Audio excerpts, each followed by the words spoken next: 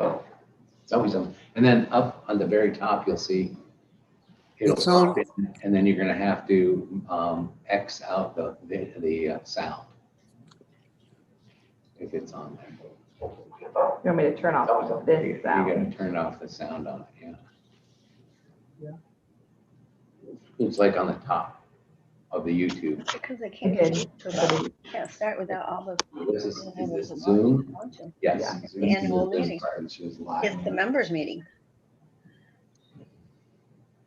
Do you want to give it a few minutes for people to log on to YouTube? All of our people are on, right? Mm-hmm.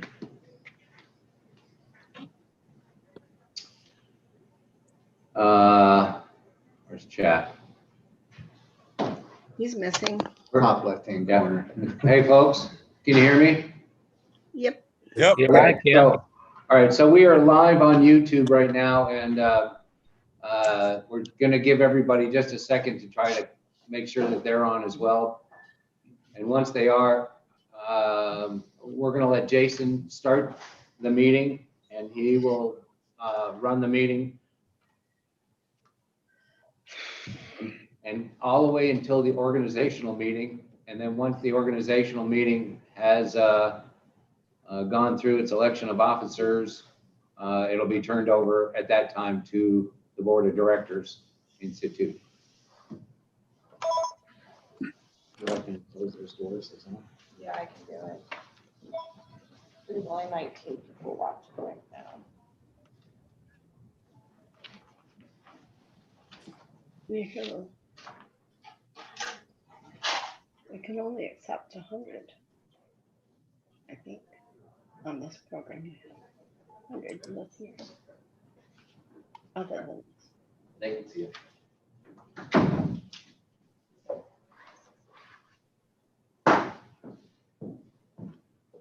this is definitely different from the old days.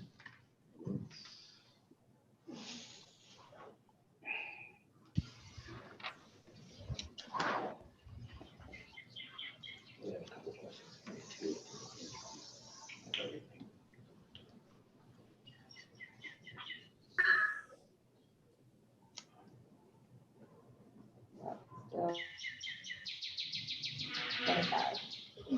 somebody's got a bird in there. There you go. 25 people on watching YouTube. 25. Is this meeting started yet? 25 people have logged on. What do they need? They don't need any, but they want to give people a chance to log on. It's not a big hurry. I mean, if there's anything else, if it's controversial, there's 100 on. If it isn't,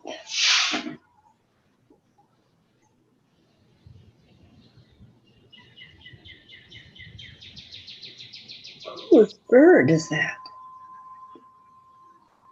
In Chap's yard. That's, He's the I one who's think that's, outside.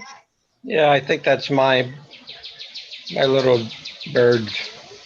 Ah, nice. Do you think? I've only got a couple more days here, so I thought I'd be in the natural environment. Is the bird in or out? Oh, no, the bird is out. Really? Nice. Karen. No. It's not my bird. Neighbors, right? Just happened to be a bird flying by, I guess. Okay. Well, he's a noisy little critter. Yeah, he is. Yeah. All right, 30's watching. all right, you want to get started? Yep, let's go. All right, well, good afternoon, everyone. We're gonna get started. We have 30 people watching via YouTube. So welcome to our second annual meeting of the members hosted via YouTube Live.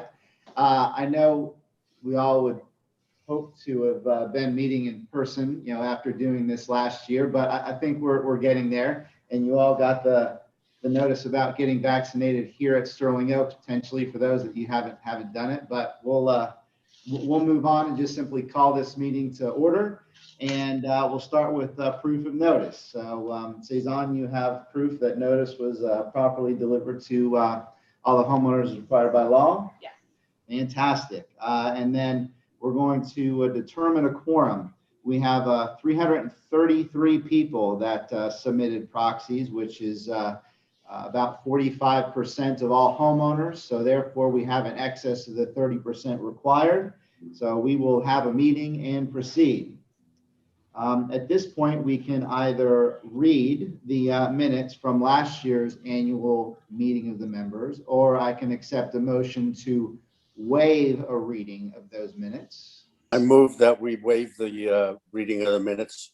Okay, so we have a motion to waive a reading of the minutes, and A second, Kukla is seconding there. second, Fantastic. All right, all in favor of waiving reading of the minutes? Aye. Aye. Nearly unanimous, so we'll go ahead and waive a reading, but now let's proceed with, can I have a motion to approve the minutes from last year's annual member meeting? I'll make the motion to approve the minutes from last year's annual meeting. All right, thank you very much, Second. Leah. And it looks like we have a second from Lonnie. All in favor signify by raising your hand or saying aye. Aye. Aye. Okay, so last year's minutes of the annual member meeting are approved. At this point, I'm going to move into election of directors.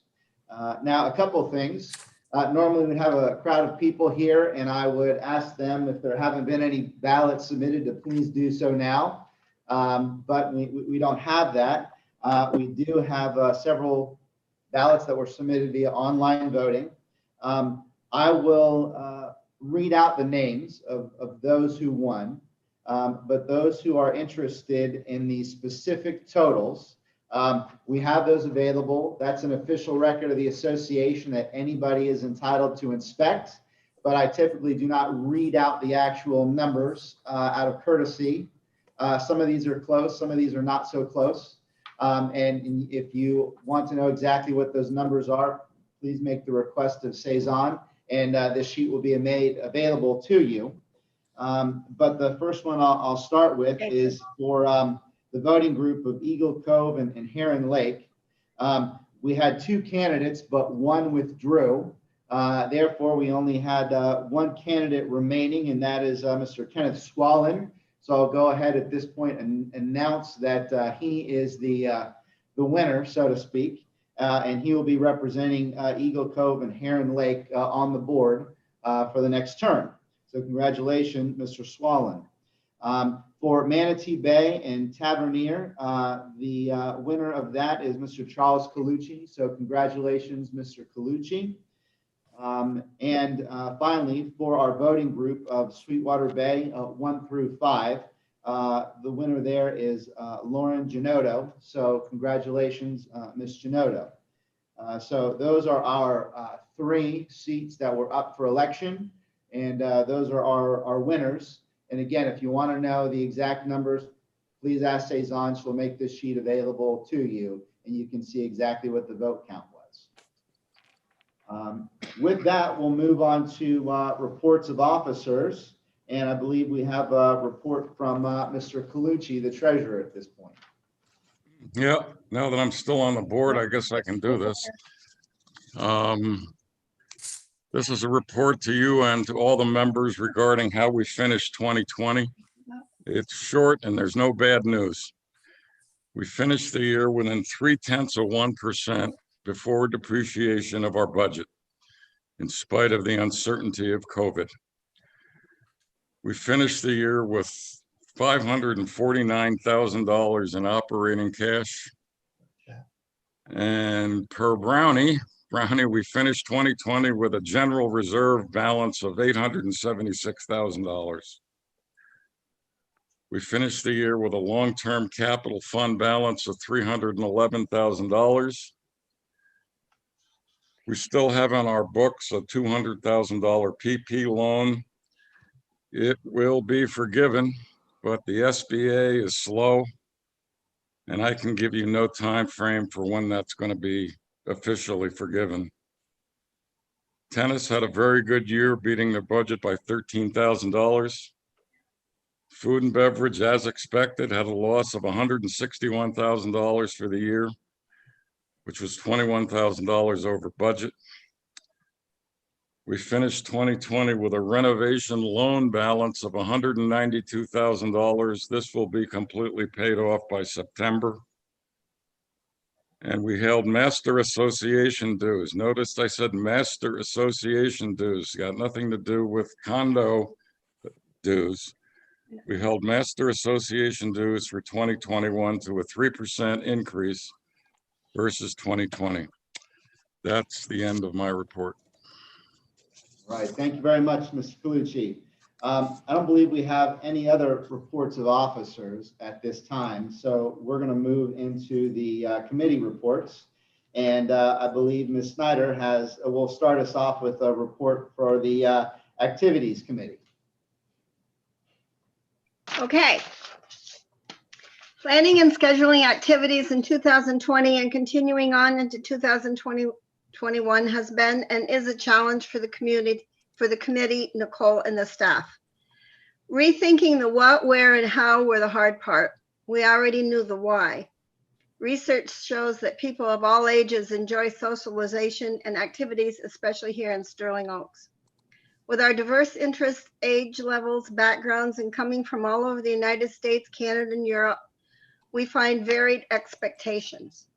To accomplish satisfying many interests, the Activities Committee has to plan accordingly. Many enjoy a pitcher of beer and a bite to eat around the pool, cabana, and pool pavilion. Others prefer a nice dinner, a dressier attire, a live band, and a dance floor where one can spend the whole evening in our own clubhouse. Others enjoy the more academic, the book clubs, the speaker forums, the wildlife exhibitions, and when we get to learn new things, painting, wine tasting, art class, and knitting club. Then we have the gamers, bridge, poker, mahjong, and Mexican train. We have the people interested in special events, St. Patrick's Day celebrations, July 4th, Valentine's Day, and so on.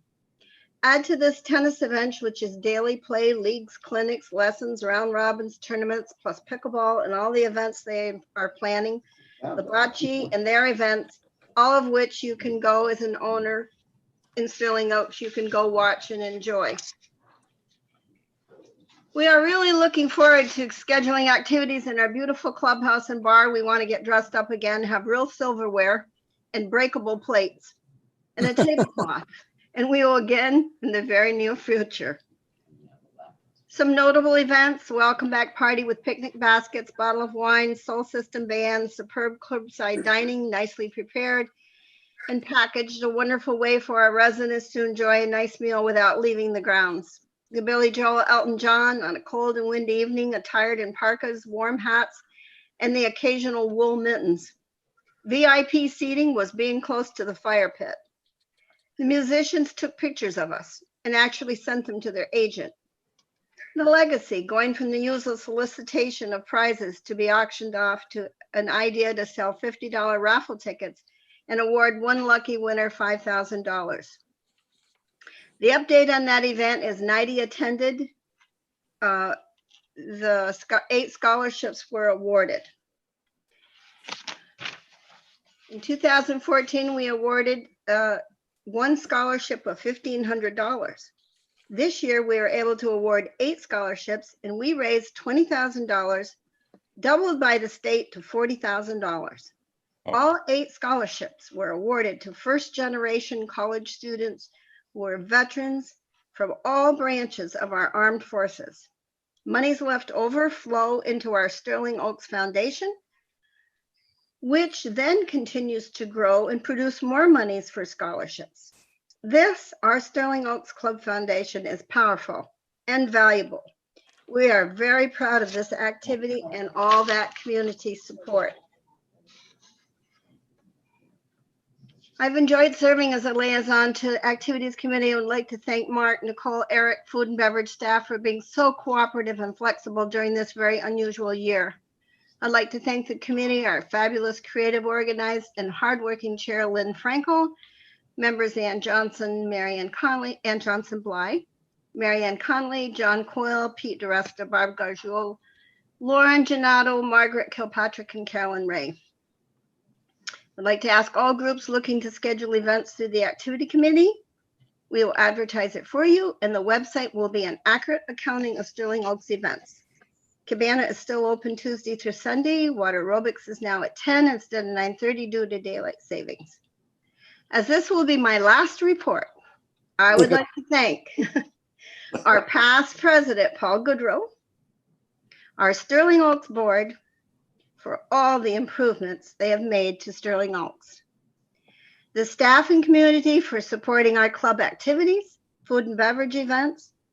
It has been a pleasure to work with and for all of you. Thank you, Linda. Thank you, Linda. Yes, Mr. Jason? Dubois.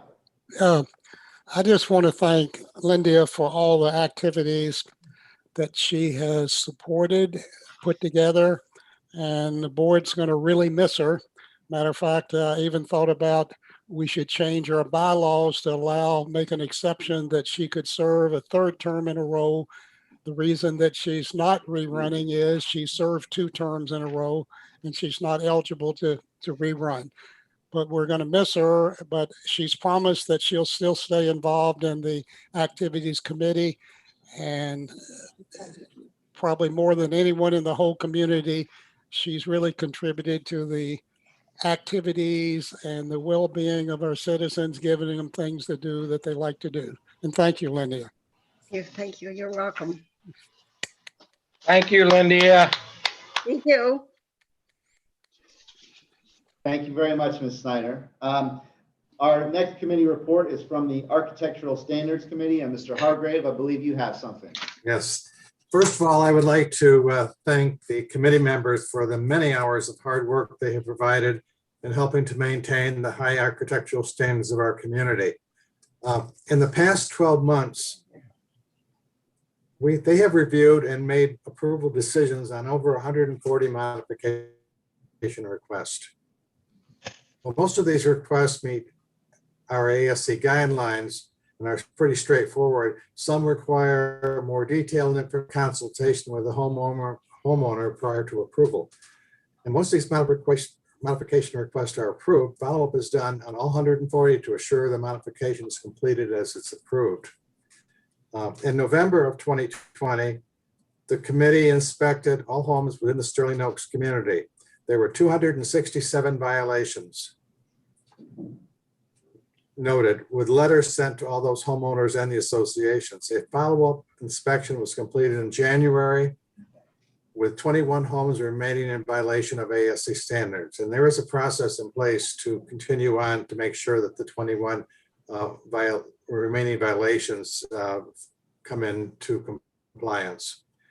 Looking forward to the upcoming year. In addition to all this ongoing work of modification requests and inspections, the committee plans to continue the ongoing review of the architectural standards, maintenance standards, and then take a look if we can't simplify the modification request process a little. They also would like to promote homeowner awareness of understanding of the guidelines, especially for all of the new homeowners coming in. And then we want to also make sure that when we do get complaints from homeowners, that those reports go to the general manager and the board as appropriate. And that ends my report. Thank you very much, Mr. Hargrave. Next on the list is a report from our Communications Committee, which I believe that Mr. West is going to read for us. Hello, everybody. Communications Committee worked with staff on many successful projects. Karen Miller was the chairperson and was assisted by Fran Goodrow, Lauren Donato, and Andrew Chase. Their mission was to work collaboratively with the board of directors, committees, project teams, management, and homeowners with open and transparent communication to keep all informed, promote a positive atmosphere, and continue to foster engagement in our community. The 2021 major accomplishments were welcoming new neighbors. The Communications Committee personally welcomed 83 new neighbors to Sterling Oaks and formally recognized that those that attended the welcome back party in November. Homeowners expressed their great appreciation for the effort to integrate new neighbors into the Sterling Oaks community. We have had a banner year of real estate sales and turnover. So there is a lot of new people here in the community. Website improvements. Search engine optimization was completed with Club Essentials, which is our website host, with great success. Sterling Oaks is now appearing on the first page of searches. New website photos were taken and uploaded to the website to show the changes of the common area since the renovation. With extensive work completed to optimize, modernize, and make more user-friendly the public and member pages of the Sterling Oaks website, the Communications Committee gave Cezanne many recommendations. Search words were entered to improve the function of the website features. In addition, recommendations regarding the content of the FYI, which is our weekly e-blast on Fridays, and the needed communication on the rules and regulations for renters and homeowners renting were submitted. A new mobile app was developed and implemented for access to the Sterling Oaks website. The COVID-19 management plan was also monitored, and the Communications Committee made recommendations regarding how to communicate this from the board and management concerning the COVID-19 and the management plan. The plan was communicated throughout many departments: tennis, food, beverage, and administration. Electronic communications. Sterling Oaks developed its communications to be almost completely electronic, which has engaged the membership to utilize available resources 24/7 to obtain all information. This speaks volumes, seeing what the world endured this past year. Many members expressed appreciation that the communication at Sterling Oaks is the best ever, especially during the pandemic. Weekly FYIs were emailed, in addition to emails from the tennis department and food and beverage. A standard schedule helped homeowners know when to look for important information.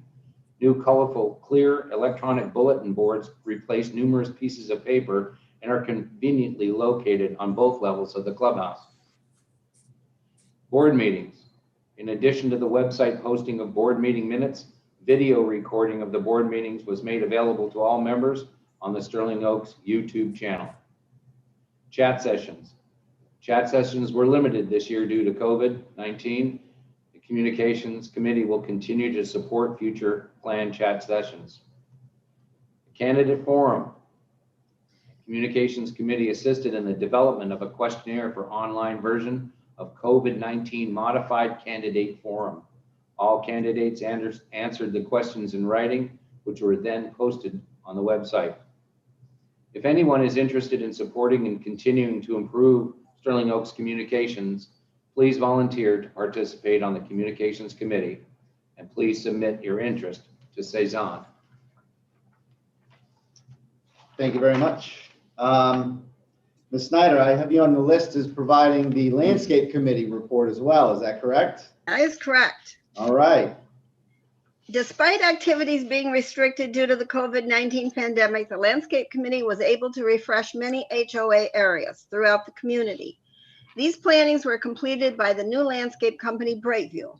They met with many of the Brightview staff to finalize designs for the various areas. It was time consuming, and we navigated this new relationship and learned their different pluses and minuses. Although mostly pleased with the results, we continue to follow up with them to replace those items that did not thrive. Additionally, irrigation was upgraded in most new planting areas, though not always in a timely manner. Projects completed in 2021: clubhouse parking lot wall, poolside, pots and pool, sanctuary point hedge, tennis court lawn, new powder puff trees planted, condo fence line inside on 41, new copperleaf hedge, the preserve sign area and entrance median updated, Deer Creek sign area and entrance median updated, Wildcat Pool corner new landscaping, trees along Sterling Oaks Drive and Sanctuary Point added. Miscellaneous plants were added around the community. Projects contemplated for 2021. We identified approximately 100 areas during our first landscape tour that needed work. The next step will be to start getting quotes on some of the areas. Some major areas for consideration follow. 1, landscaping will be added or replaced once the new fence is completed along the outside of the fence line along 41. Intersection of Sterling Oaks Drive and Sterling Oaks Boulevard. Parking lot on other side of clubhouse not previously done. Front entrance medians, some islands in neighborhoods. Main entrance to the condo coach homes. Replacing some plants that did not survive from last year, and the medians along Sterling Oaks Drive. I have enjoyed working with and being the liaison to the landscaping committee. I'd like to thank Mark Salazzo, Sandy Harris, and especially our chair, Linda Moxley. She not only is knowledgeable, organized, but knows what type of plant and where everything is planted in the community. The best part for me is that she also knew how to pronounce them. LOL. Linda. All right, thank you, Ms. Snyder. Next on the list, we have a pickleball committee report, which is going to be read by Mark again. The pickleball report, for those of you that have it in front of you and those of you on YouTube that have opened up your packet and have it, you can see that there's quite a bit of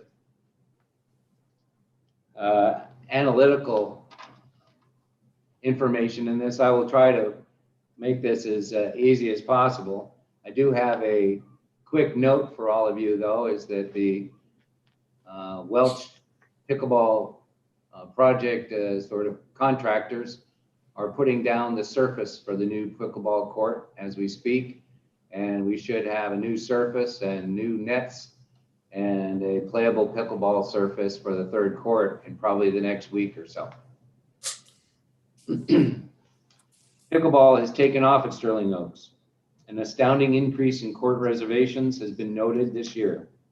While interest in open play and scheduled events remains high, for those not familiar with pickleball, open play is a time when people can show up at the courts and know that others will be there to play.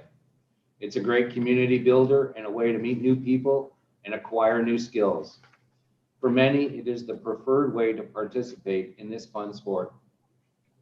The pickleball project team's goal is to optimize the use of our courts for the enjoyment of members and guests, and to develop a strong sense of community among those who play and watch pickleball.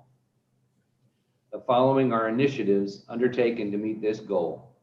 1, in October, when people began to return for the season, the team provided hand sanitizer and bleach for washing balls to minimize the risk of the spread of COVID-19. The team also changed the way rotations were handled during open play to maintain more social distance while folks were waiting to play. The club has since installed bottles of hand sanitizer near each court and maintains them. 2, an open play schedule was implemented. The team monitored open play times and modified the schedule to minimize crowds and to optimize the balance between open play and reservation availability. Separate open play times were scheduled for each skill level. Skill level is a personal assessment. No one is told when they can play. In an effort to minimize crowd size and even better match the player abilities, the team also initiated open play times in late afternoon and early evenings to accommodate folks who work and who are interested in playing. 3, in December, the team sponsored a holiday skills challenge for intermediate and advanced players. 16 people attended, along with approximately 10 spectators. Participants met at the Cabana Bar after the challenge to celebrate. 4, we sponsored men's and women's pickleball leagues this year. 40 people plus substitute players enjoyed weekly games and fun competition during the months of February. 5, the team held a skill challenge for beginners and rookies on February 27th. 8 men and 8 women participated in this opportunity to learn new skills and play some pickleball. Feedback from the event was very positive. Participants returned to the Cabana following the event for lunch and drinks. 6, the team sold Sterling Oaks hats and t-shirts to raise money for the Legacy Scholarship Fund, resulting in a donation of $450 to the fund. 7, the team began working to gather data to respond to concerns regarding court availability and guest usage. We began working with Cezanne to get information from the reservation system to document the extent of problems, if any. This is a work in progress, but the reports have provided some insight. The court usage by membership type is overwhelmingly with homeowners, as you can see in your report, of about 65 to 67%, where non-residents during the time of December to January and January to February is around 20 to 23. Renters provided 8 to 10, almost 11% of the play. And resident, which are, what is a resident? I'm not sure what. For family, I asked, they're family members, for example. Other family members, okay. And it looks like on the court utilization by day, it looks like Sunday seems to be a very busy day, but it is pretty much every 7 days a week. It runs from around 50 to 60%, all the way to 76% on any given day during the season. So we are very busy. The system has a report on guest usage. We're working on eliminating errors we observed and enhancing the value of the report by assuring data collected, the data that's collected is accurate. The first pass of this report generated for the January-February time period did not show any guests exceeding the 6-time rule for using the amenities during season. And finally, the team is beginning to plan for next year and the use of the third court. We are discussing open play, special events for various skill levels, tournaments, Sterling Oaks League play, and potentially inter-club league play with the addition of the third court. We welcome input from any member with ideas or opinions. Thank you very much, Mark.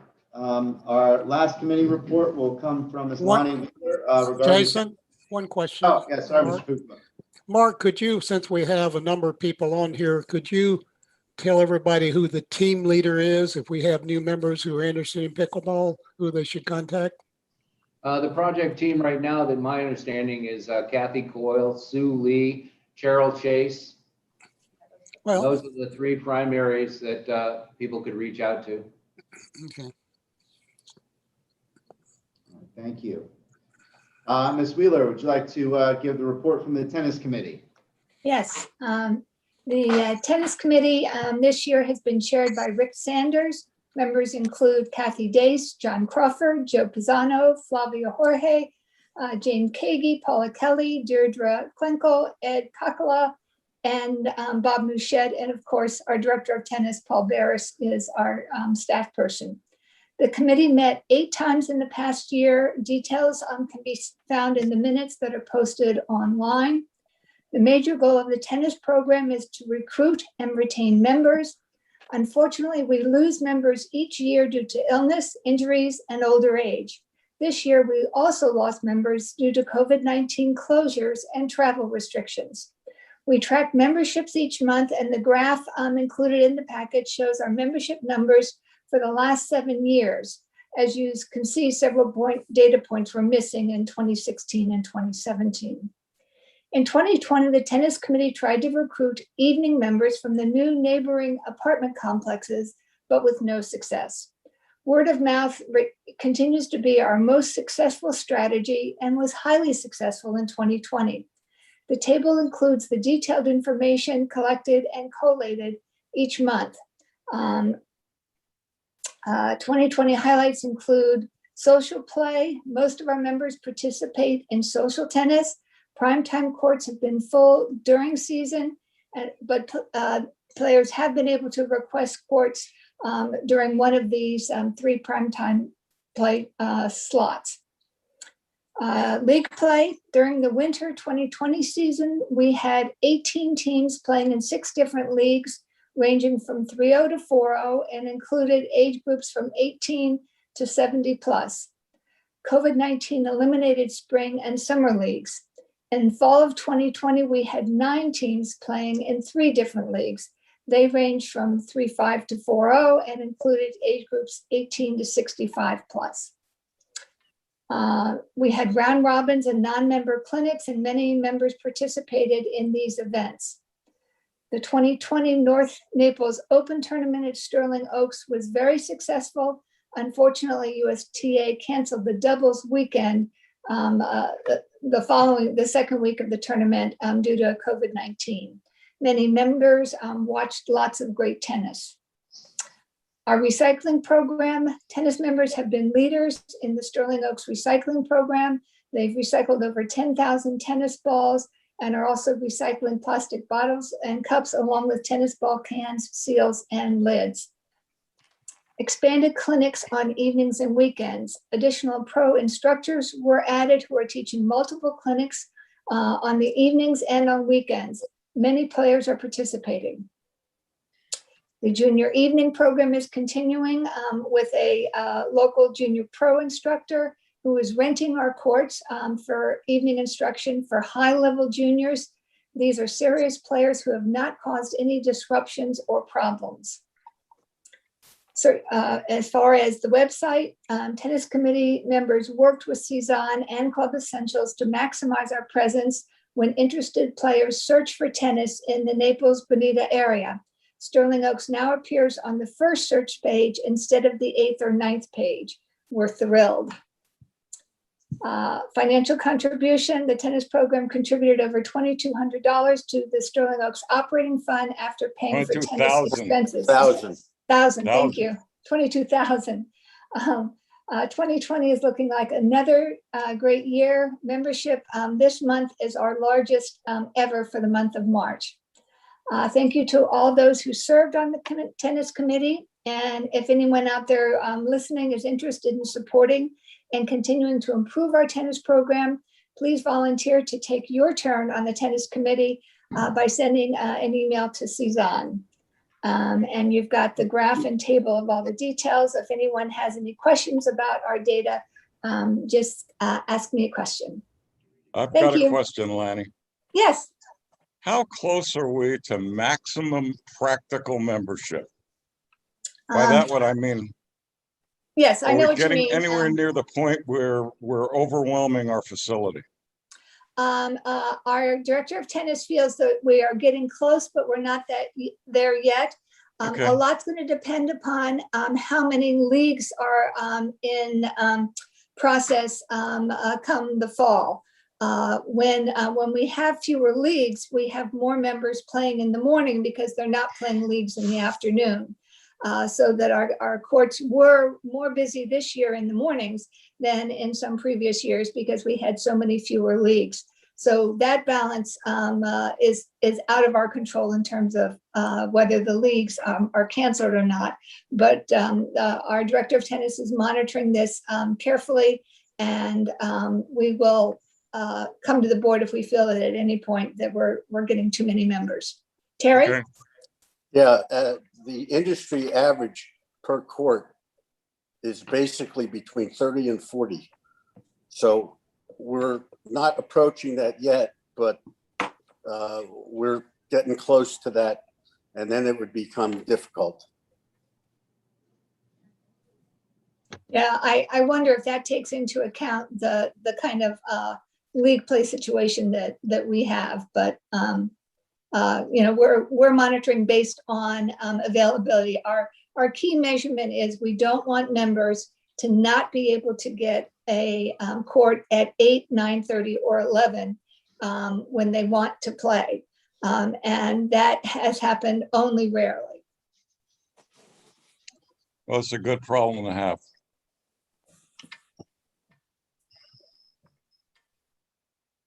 All right, thank you. Mark wanted to add to the report that he's still recovering from the staff versus member events that you had. You're ready to go this afternoon, though, right? Actually, I think that most of the staff is probably still recovering, except for those that play tennis every day. So that ends our committee reports. We have one item for open discussion. This year, we needed members to submit a letter ahead of time in light of having to do our meeting, via YouTube and Zoom. But Mark will read a letter submitted by Gail and Tom Reese from Wildcat, I think, regarding requesting paint modifications. So take it away, Mark. Yes, this is submitted by Gail and Tom Reese, who live at 1485 Sterling Oaks Drive in Wildcat Cove. We recently decided to paint our detached villa in Wildcat Cove, which means it's a single family home. Is that correct? Mhm. It's a single family home, not a paired villa. Since we went through the modification process, when we replaced our roof in 2018, we were familiar with the process and the forms. We completed the appropriate forms, including the notice to neighbors form, and selected an approved paint color from the approved palette. While the process was smooth for us, we have a suggestion to make the process even easier for other residents. We would like the board and the ASC to consider not requiring the notice to neighbors form in situations where the modification is for an already approved product. For example, paint color is from an approved paint palette. We have a couple of rationales. We discovered that the Wildcat project for painting the attached villas did not appear to require the same 360-degree circle notice to neighbors form. The only requirement seemed to be both units had to agree to a color, which of course makes sense. The neighbor notification process can be time-consuming. It requires either chasing your neighbors to sign, researching their email and sending a message, or writing them a letter. The notice to neighbor form serves no meaningful purpose in certain cases. The form notifies the neighbors of the work and allows them an opportunity to submit something to the ASC for review to deny the modification request. However, the form also says that if the modification is a part of the approved material or products, they wouldn't deny the process or the request. We understand there are times when the notice to neighbor form is necessary. We also understand that the formal modification request form always needs to be submitted to the office for review and sign off by the ASC. We agree Sterling Oaks needs to keep track of these modifications. We are simply asking that the notice to neighbors form not be required when the homeowner requesting the modification is using approved products or materials.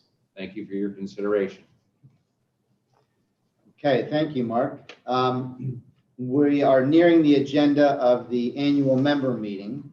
For right now, I'd like to announce that the date of next year's annual member meeting, I see Alani, will be March 24th, 2022. So March 24th, 2022. That will be next year's annual member meeting date.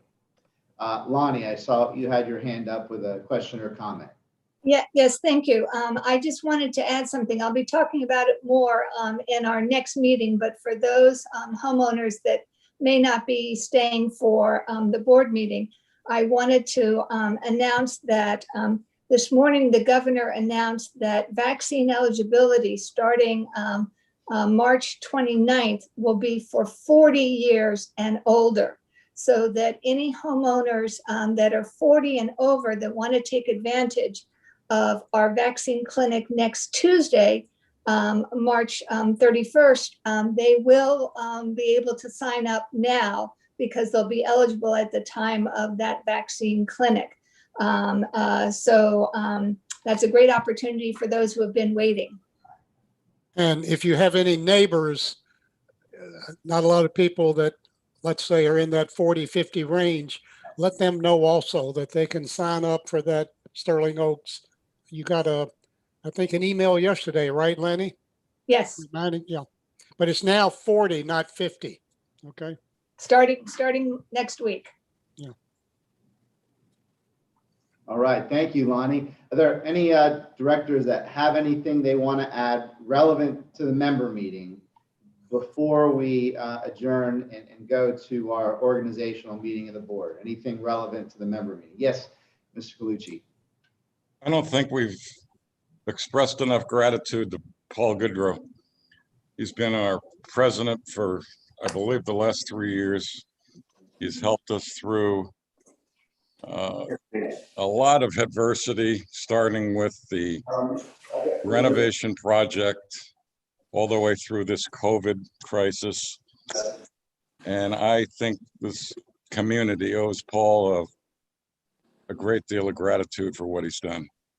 That's all. Hear ye, hear ye. I agree. I agree. 150%. Yep. I agree. Agree. I think I'd also like to formally thank Jack McBurney for his time on service because we're losing all three of Linda, Jack, and Paul. So thank you to all three of you for your service to the board. Again, I agree. Thank you. I move for adjournment.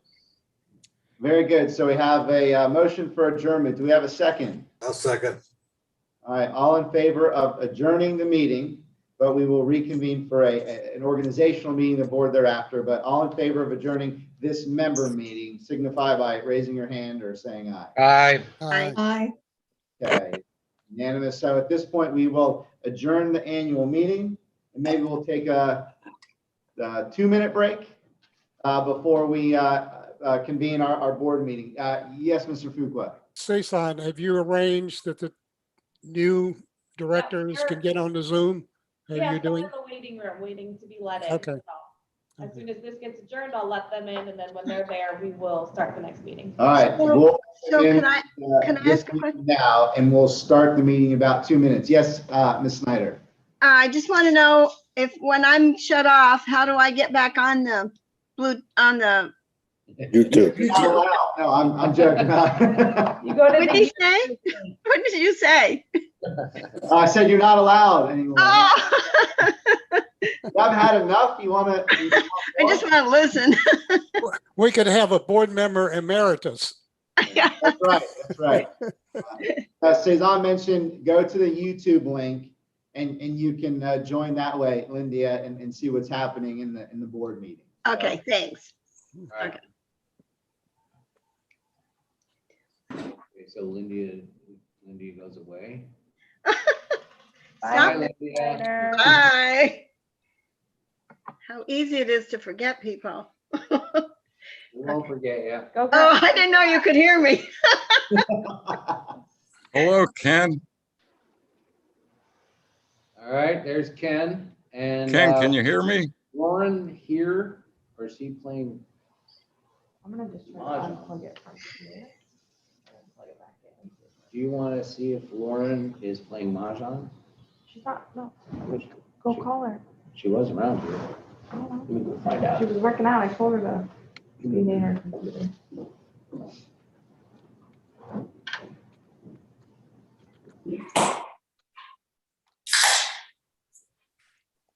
Did Suzanne leave?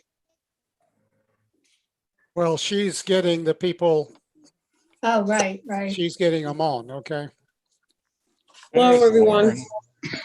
Hello, Oh, everyone. there. Congratulations, Lauren. Thanks, Terry. Appreciate that. Thank you Okay. very much. I'm humbled. Truthfully, I had a Well, very it's- strong it's- competitor. Yes, you did. It says you're Tony, though. I assume that's your husband, right? It is, it is. He's responsible for all the technical stuff. Ken, can you hear us? Ken. I don't- He doesn't look like he can hear us, but it doesn't show him muted. Ken, are you muted?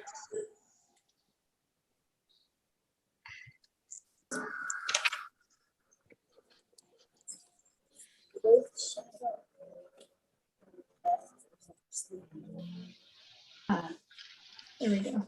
Oh, he's connecting now. Can you hear us now, Ken? I'll have to leave it here now. Hi, Ken. Welcome. Is,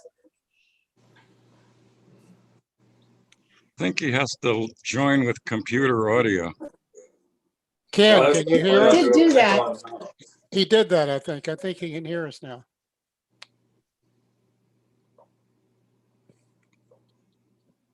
Can you hear us, Ken? No, I can hear you. Okay, okay, great. okay. Now we can hear You can you. hear him. And you hear me, that's, no. Yeah, Yes. we can hear you. Okay.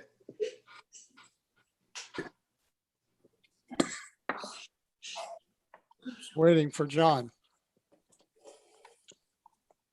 Yes, I can. Well, technically, we've got to appoint John before he's on the board.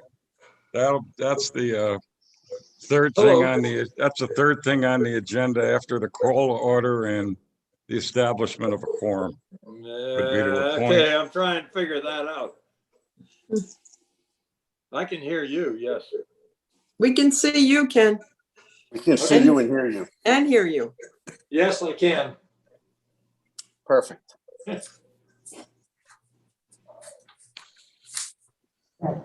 Yes. Okay.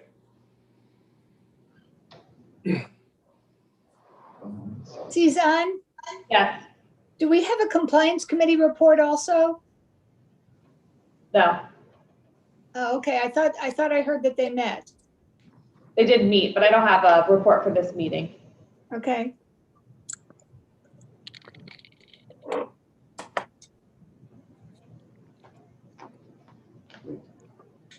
Yeah.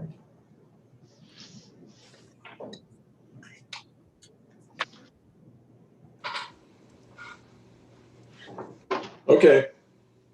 All right. We are just waiting for Mark to return and then we will get started. Hello, Lauren. I don't know how well you think you know me, but hi. Hi, chap. I know you a little bit. I walk by your house occasionally on my morning walk and see you.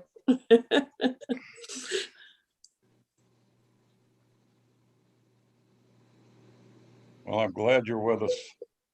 I'm happy to be here. I think lots of good stuff going to be for next year. I have high hopes we'll return to somewhat normalcy. Hopefully we'll get a little more normal than last year. That was a Absolutely. tough year. Absolutely. You should have been with us 3 years ago. That was Yeah. a real beauty. Oh, I was here, but I just didn't have to attend those meetings, but I've been here for 8 years, so.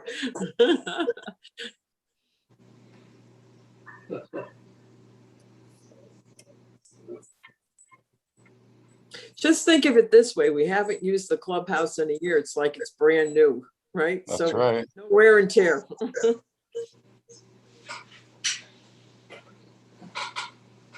Funny, when I buy new clothes, I always put them in clothes that don't wear them for a long time because they're new, like our clubhouse. Right, exactly. We want to keep it new. One less year that we have to worry about things getting ruined, right? Hopefully. They last longer, Brownie, that way? Yeah, they last longer because you don't use them for a while. And the dishes won't break. Right.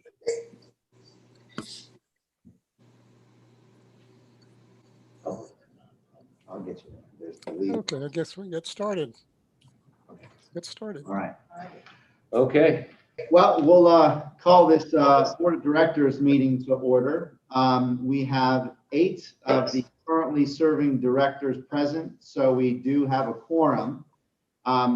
If all of you have the agenda, you'll see the next item is going to be appointment of a board member to fill the vacancy on the Sweetwater 6 through 9 voting group. Then we're going to do election. Jason speaking. I'll chair the meeting through that. And then once we have a president elected, I will turn over responsibility for the meeting to that person.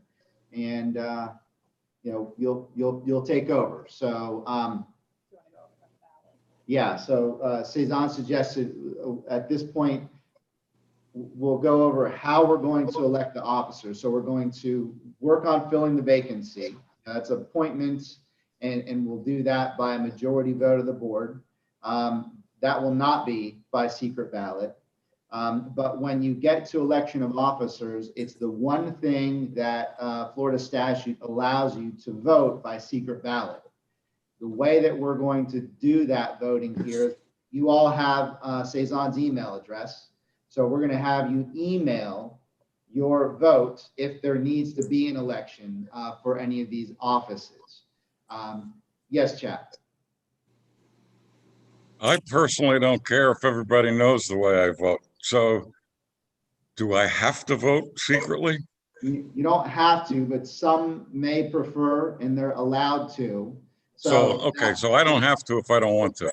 I can vote You open. don't have to if you don't want to. That's one Okay, thing thank you. don't have All right, to. so we can avoid that perhaps. And again, we'll only have to do that if we have two people nominated for a position in running. And then we'll have the vote on that particular office. And of course, we'll go through each office. So we'll have president with an election if necessary, vice president with an election if necessary. Okay, Secretary, treasurer. Do we have an assistant secretary, treasurer? No, just those four. You. So. I love an assistant secretary. Me and Cece. All right, so let's get into the appointment of a individual to serve as the director representing the Sweetwater 6 through 9 voting group. Are there any proposed nominations or to fill this vacancy? Yes, Chap. I want to remind everyone that the reason we have to make an appointment is this vacancy occurred after the time that we had to have an election. So it was too late to have an election, so we have to fill it via an appointment. This is the seat that was vacated by Jack McBurney. I believe we have two people interested. I know one of them extremely well, and he is my nomination, and that is John Mulligan. Very good. Is there anybody that wants to second that nomination? It's not an approval, it's just, okay. I'll second it. Ms. Wheeler and Mr. Hargrove are seconding that. So I'm assuming he submitted his name, so he's willing to serve Question. if appointed. Yes, Mr. Fuqua. I don't think we need a second for a nomination to elect someone, do we?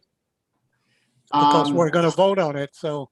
We will vote on it. You're right. It's- But technically, we don't need a second add them for- to the list. Yeah.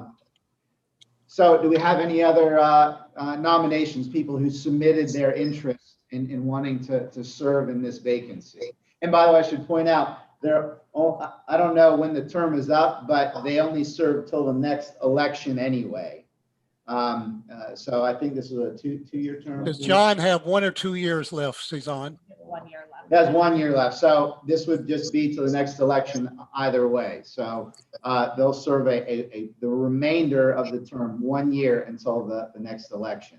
And then this director will be up for election and for a full term after that. So do we have any other nominations to fill this vacancy?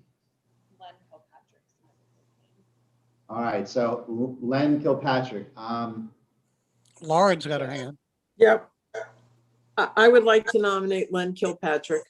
I think he's a very thoughtful, respectful man who has lived in the community for quite a few years.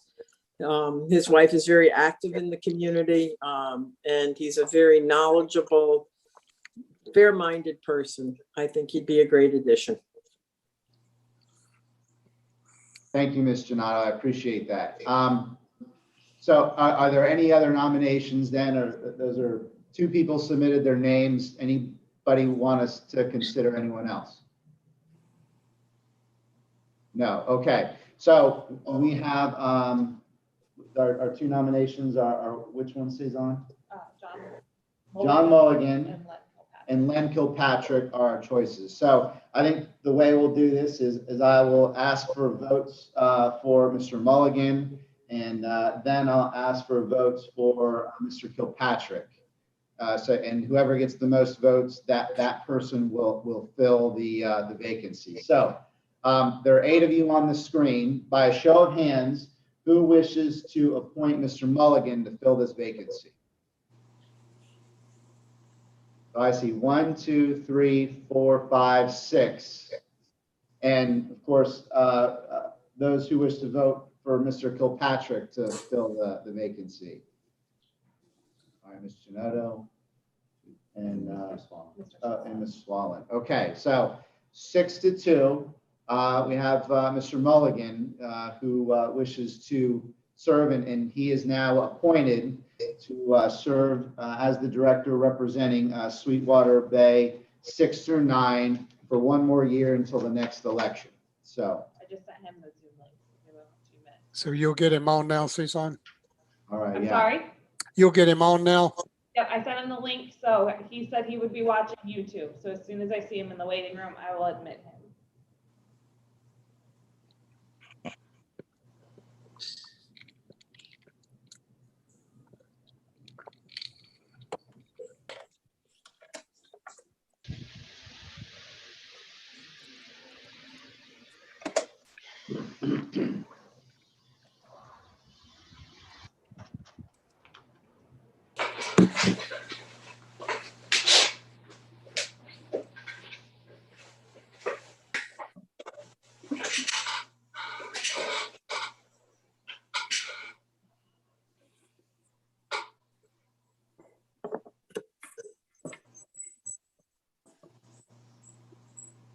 We're thinking he might have changed his mind, you know, if he's smart.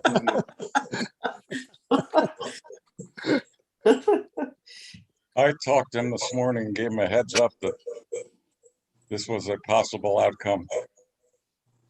And he's very willing to serve.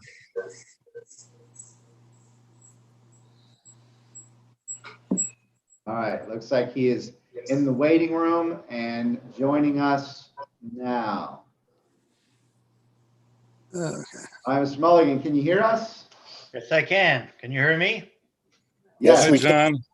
Oh, Yeah, we can hear you. Hi, John. welcome. All right. Excellent. I never know whether to congratulate or offer my condolences, but, you know, welcome. So, now we have a very Support. directors now seated. The next item on the agenda is the election of officers. Mr. Mulligan, did you hear me sort of explain how the election process will work when you were watching on the YouTube channel? Yes, I did. Okay, great.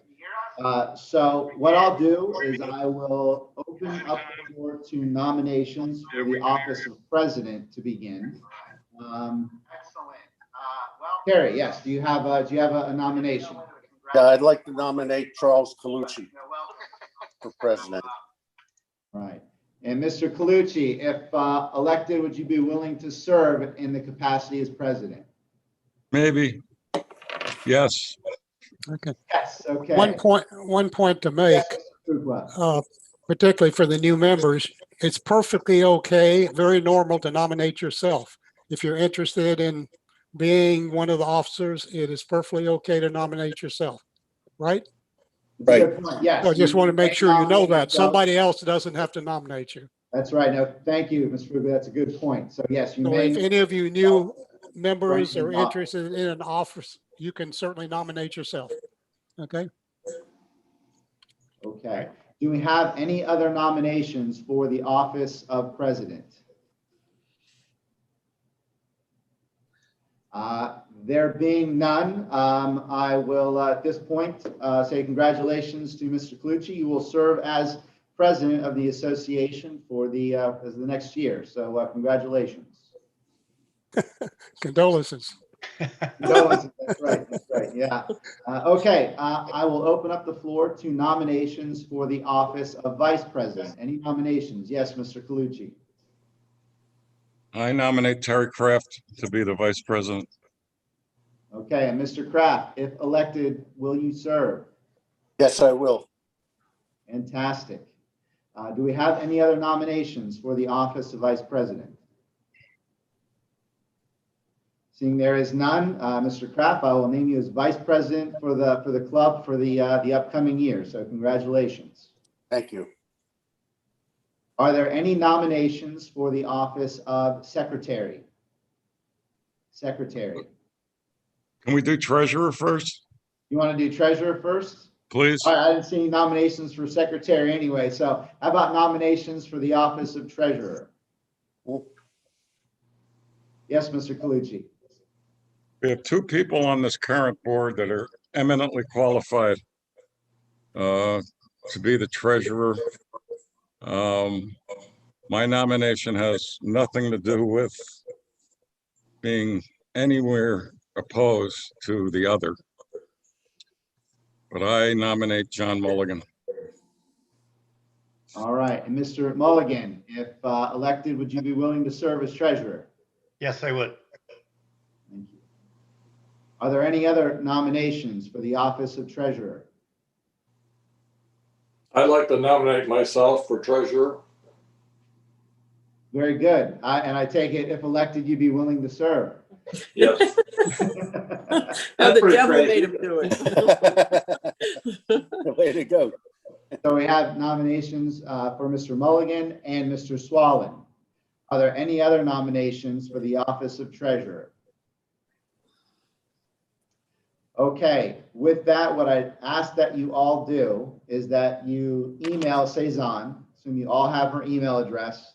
You don't need to copy all, just send her an individual email with your vote for Mr. Swallen or for Mr. Mulligan for the office of treasurer. And we'll wait to receive votes from everyone. Cezanne, I cast my vote for John Mulligan. Good. I cast my vote for John Mulligan as well, Cezanne. Terry. Cezanne, I cast my vote for Ken Swallen. I cast my vote for Ken. I cast my vote for myself. Cezanne, I sent you an email. I'm going to do it the way we're supposed to do it. Okay, Very waiting for good. it, but I'll get it.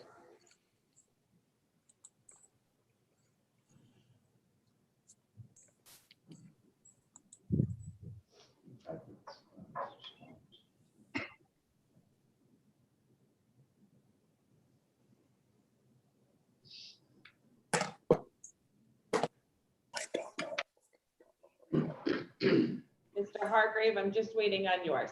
It's coming. Okay.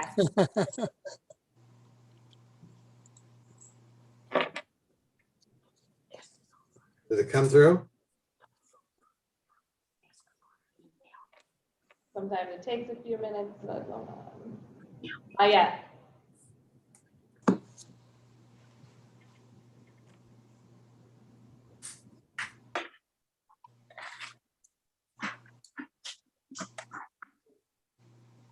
I got it.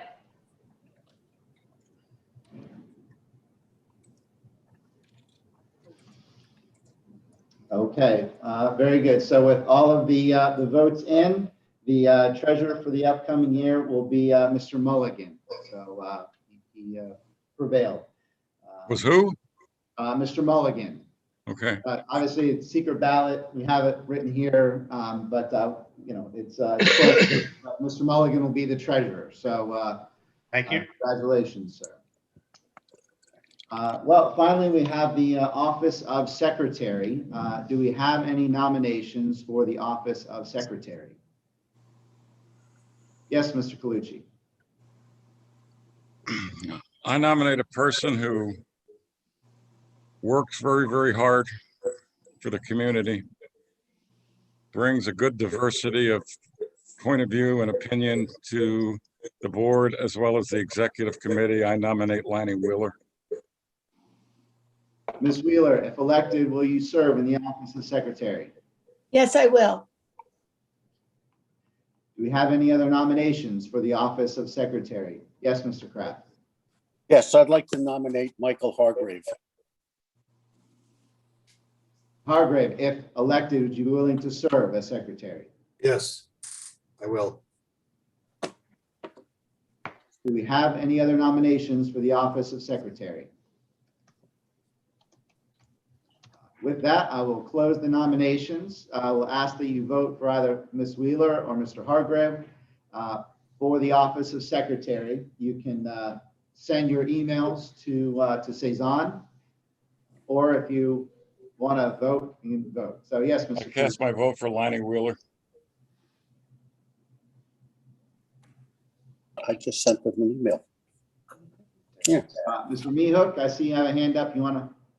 I cast my vote for Lonnie. Very good. Donato, I Mr. Nod? cast my vote for Lanny Wheeler.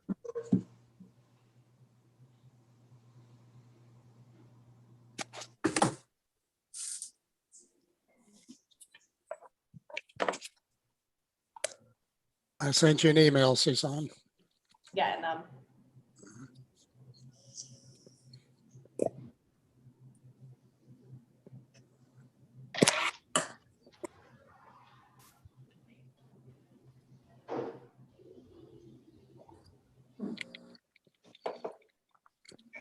Okay, we have all 9 votes in. The secretary for this coming year for the club will be Miss Lonnie Wheeler. So congratulations. Thank you. With that, I'm closing the election of officers, and I'm going to turn the floor over to the president, Mr. Colucci. So thank you all.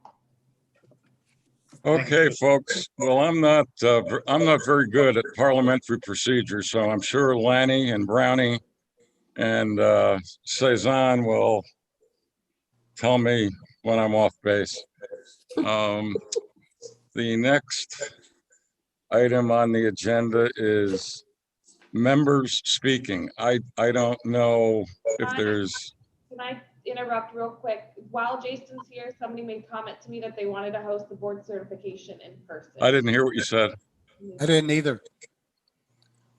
Somebody made mention why Jason's here, so we could just let him know. The board certification on the 1st was made mention that you guys might be interested in holding it in person in the clubhouse. Well, let's see, the people that are really relevant here is Lauren, John, and Ken, right? They need to be certified. Right. Everyone else is voluntary in terms of attendance. Yes, technically, yes. We always do recommend that it being your first workshop to work together as the board. So the decision on where is kind of up to Lauren, John, and Ken. I'm fine with the clubhouse. I am I'm too. fine with the clubhouse. I'm good. Yeah, all right. Does anybody prefer to be on Zoom? I'm out of state. Okay. Actually, we could do what we're doing today. We could come to the clubhouse. If there were 1 or 2 that wanted to be on Zoom, we could do what we're just doing. Yeah. So what I'll do is I will send you my PowerPoint and a Okay. PDF, and then we'll just do a share screen so I'll have hard copies for those here, and anybody who's on Zoom, I'll share the screen and we can go through the power. I'll do it by PDF. I don't know if you have PowerPoint. Well, let's ask right now, would anyone that does plan on attending want to do it on Zoom? Put your hand up. Yes, I'm out of state. So it's only one person. I might Zoom. I haven't decided yet. Okay, so it might be a couple. So Yeah, I plan on coming to the clubhouse. Okay. Yeah. I will create, I have our PowerPoint presentation. I will create a PDF, which I'll send to Cezanne, and she will email that out to all of you, whether you're going to be here or not. But for those here, I will make copies available. I'll have those. For those online, we'll share screen and we'll go through the PDF on the computer screen. But you'll also have a hard copy, which we will email to you, and you can print out if you want to have that. So. Thank you. I want everybody to know that I will not be there on that day. I have to go to Arcadia to get my second shot. So I'm not avoiding it. I just prioritize my second shot over board certification meeting. I won't be there either because I'll be on flight. I'm flying out that day. Okay. It looks like there only be maybe 4 or 5 of us there anyway. So Yeah. Do you have to have a quorum in order to do that? No. no. Well, then it doesn't matter. Yeah. Yeah. I didn't think that it was a regular meeting anyway. Okay. All right, sorry, Chap, take you out of order. Oh, that's fine. If it was within the parliamentary procedure, says on. The next item on the agenda, and I don't know if it any different than what we did in the previous meeting, is members speaking. Can somebody fill me in? No members requested any speaking for this meeting. Okay, then we'll move on to the secretary's report. Since the old secretary is no longer a member of the board, I suppose we should either read the report or waive it. We should approve the minutes. I will move that we approve the minutes from the February 25th meeting. Second.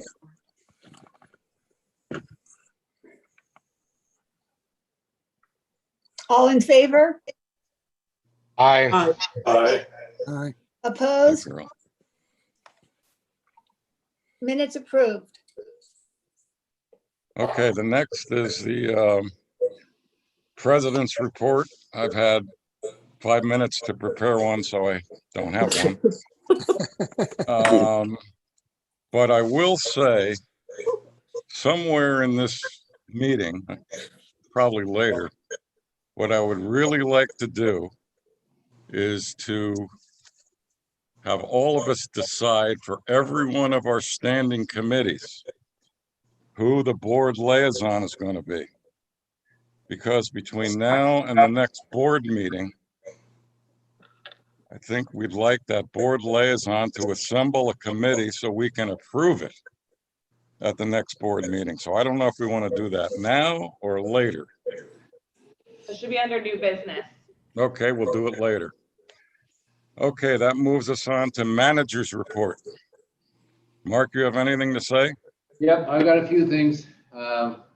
It's just for you that are new, and for the rest of you as well, that there's quite a few items that are in the pipeline that have already been either started, discussed, or are in process right at the moment. So it's best to bring you all up to speed, and this report should help you out. You did receive, I think, the strategic plan that was sent to all of you as part of the annual meeting packet. That was a fairly detailed and extensive plan. I can tell you with all the different components that's in it, you know, it is a 3 to 5 year plan. So, you know, nothing has to get done today, but I think that the board should keep it in front of them to make sure that they understand that the reason that those items appear in that strategic plan is because the residents of the community that overwhelmingly supported the survey and the plan and the focus groups really put those items on that plan. It wasn't items that the board or individuals just dreamed up and decided to move on. So it's something that you should refer to, in my opinion, and hopefully you can utilize that during this year. Mark, comment. You call that an update. I would ask that when we do update it, if you do update it, that you highlight the parts that were updated so I don't have to go back through the 35 pages and see what's changed. I can do that, definitely. I mean, and anytime you update, you know, as we update it, always show the changes when you put out an update. That's a very good idea. Yeah, well, we can highlight those boxes. Yeah, I don't want to go through 35 pages and try to find the changes. Okay. I understand that. Okay. On the audit, we spoke to the auditors this morning. They did provide me with an email last night, just as a kind of a where they are, what's going on. It only has the where they sit as far as the numbers are concerned. Chap's numbers that he gave today were really the P&L that did not have the audit adjustments for the depreciation, which, you know, because of the renovation and the addition to the capital expenses and to the assets that we have, the depreciation increased over the past year. So you'll see that as a in the audit when it comes out, but the P&L reflects what Chap talked about. We're still right at that 11,000 mark. Yeah, Chap. Appreciation's a non-cash item. It had nothing to do with our operating situation. And That's from here on out, John will be able to explain all this, what I call mumbo jumbo to all of you. Hopefully. Well, we'll be getting a draft report probably and a report from the auditors, I would imagine by next week. And I will make sure all of you get that as soon as I do. The legacy, I just want to say, thank you to Cezanne and to everybody and all of the crew and Lynn and Dustin and Ann and everybody that really worked hard, and Lauren and all of you that really put together an enormous amount of time to raise money for the FGC Scoop Scholarship Fund, which, I think we're in our 6th or 7th year of that. I think we raised close to $17,000 to give to FGCU, which the state will match dollar for dollar. So we really look forward to giving probably 6 scholarships out at probably somewhere around $5,000 a piece to those people. It's really a philanthropic feather in the cap for Sterling Oaks as far as being a part of a larger community, especially with having a university in our backyard. Question, Yes, Browning? how many tickets are left to the raffle? None, the raffle's been completed. The drawing was on Friday. Oh, I okay. lost. I didn't, I lost. it's been drawn? I didn't hear the winner. Oh, it's Mike Brady. Oh, okay. Mike Brady. It was mispronounced, Brownie. Should have been Charles Colucci. Brownie, did you want I- to buy a ticket? It would have been Okay. mine. I had 3 tickets in there as well. So, Okay, well, I just didn't know that it had actually been, I didn't Alright. see the winner. I missed that. as far as the project's concerned, the front fence line by the condos, I met with the contractor today. He does have his product, and he has everything in there. You'll see on Monday that his crew will be working on the fence line that is on the west side of Court 12. They will finish that and then move over to the condos. Alan and his crew are going to help with filling in some of the holes where the large cement was taken out of for those fence posts that were removed. And then once that's all done and put together, we'll go back in there with Brightview and make sure all of the plantings are secure. And if we need to put in a couple to fill in the holes and make sure that that whole line is back to snuff, we'll get that done as well. As I said at the beginning of the annual meeting, the pickleball court under construction, the 3rd one, they are putting down the leveling surface today, and then they will paint it. You may have heard that there was dips in the pavement that were collecting water. This leveling compound that they will pour over it actually fills in all of those cracks, and the surface will be smooth, and it will be pitched so that the water will run off of it. Once that's done and they get the posts in, they get the nets in, they will also put up the acoustic wall on the north side between the tennis courts and the pickleball to help deaden the noise between the 2 areas. The cabana oven has been ordered. We've already had the site survey done. The guy's been down here. Alan has got everything ready to go. New electric, water, plumbing, drainage, everything's set and ready. We're waiting on the oven actually just to be delivered to the back dock. And we're expecting that momentarily. So any day now. Once we get that in, we'll get that set up, and it'll take a little bit of time for us to get one of their chefs down here, because it is a highly complex software-driven piece of machinery that for us to put in the specific recipes, if you want to call it, and cooking times for each of the items that we have on the menu. It's going to start off with a very small 5-item menu, probably just to begin with, so that we can understand what our capacities and what we can do. We are hopeful that everybody will be patient while we work through this new endeavor. Question, Mark. Yes. It may be a little late to ask it. I just thought about it. Have we had to add refrigeration, or do we have enough refrigeration? for We the, did, it sits on top of a freezer, a two-door freezer, under counter that will supply, the needed, I guess. okay, so, but we have enough refrigeration for the food that we're going to now be able to prepare. That's my question. I imagine during periods of time, we'll probably have to run back and forth to get more out of the upstairs cooler freezer during a day, if it's very busy. We will have to do that as well, yes. But do we have room to put in more refrigeration? No. No, we're pretty much maxed out with everything. Okay, okay. Yes, John.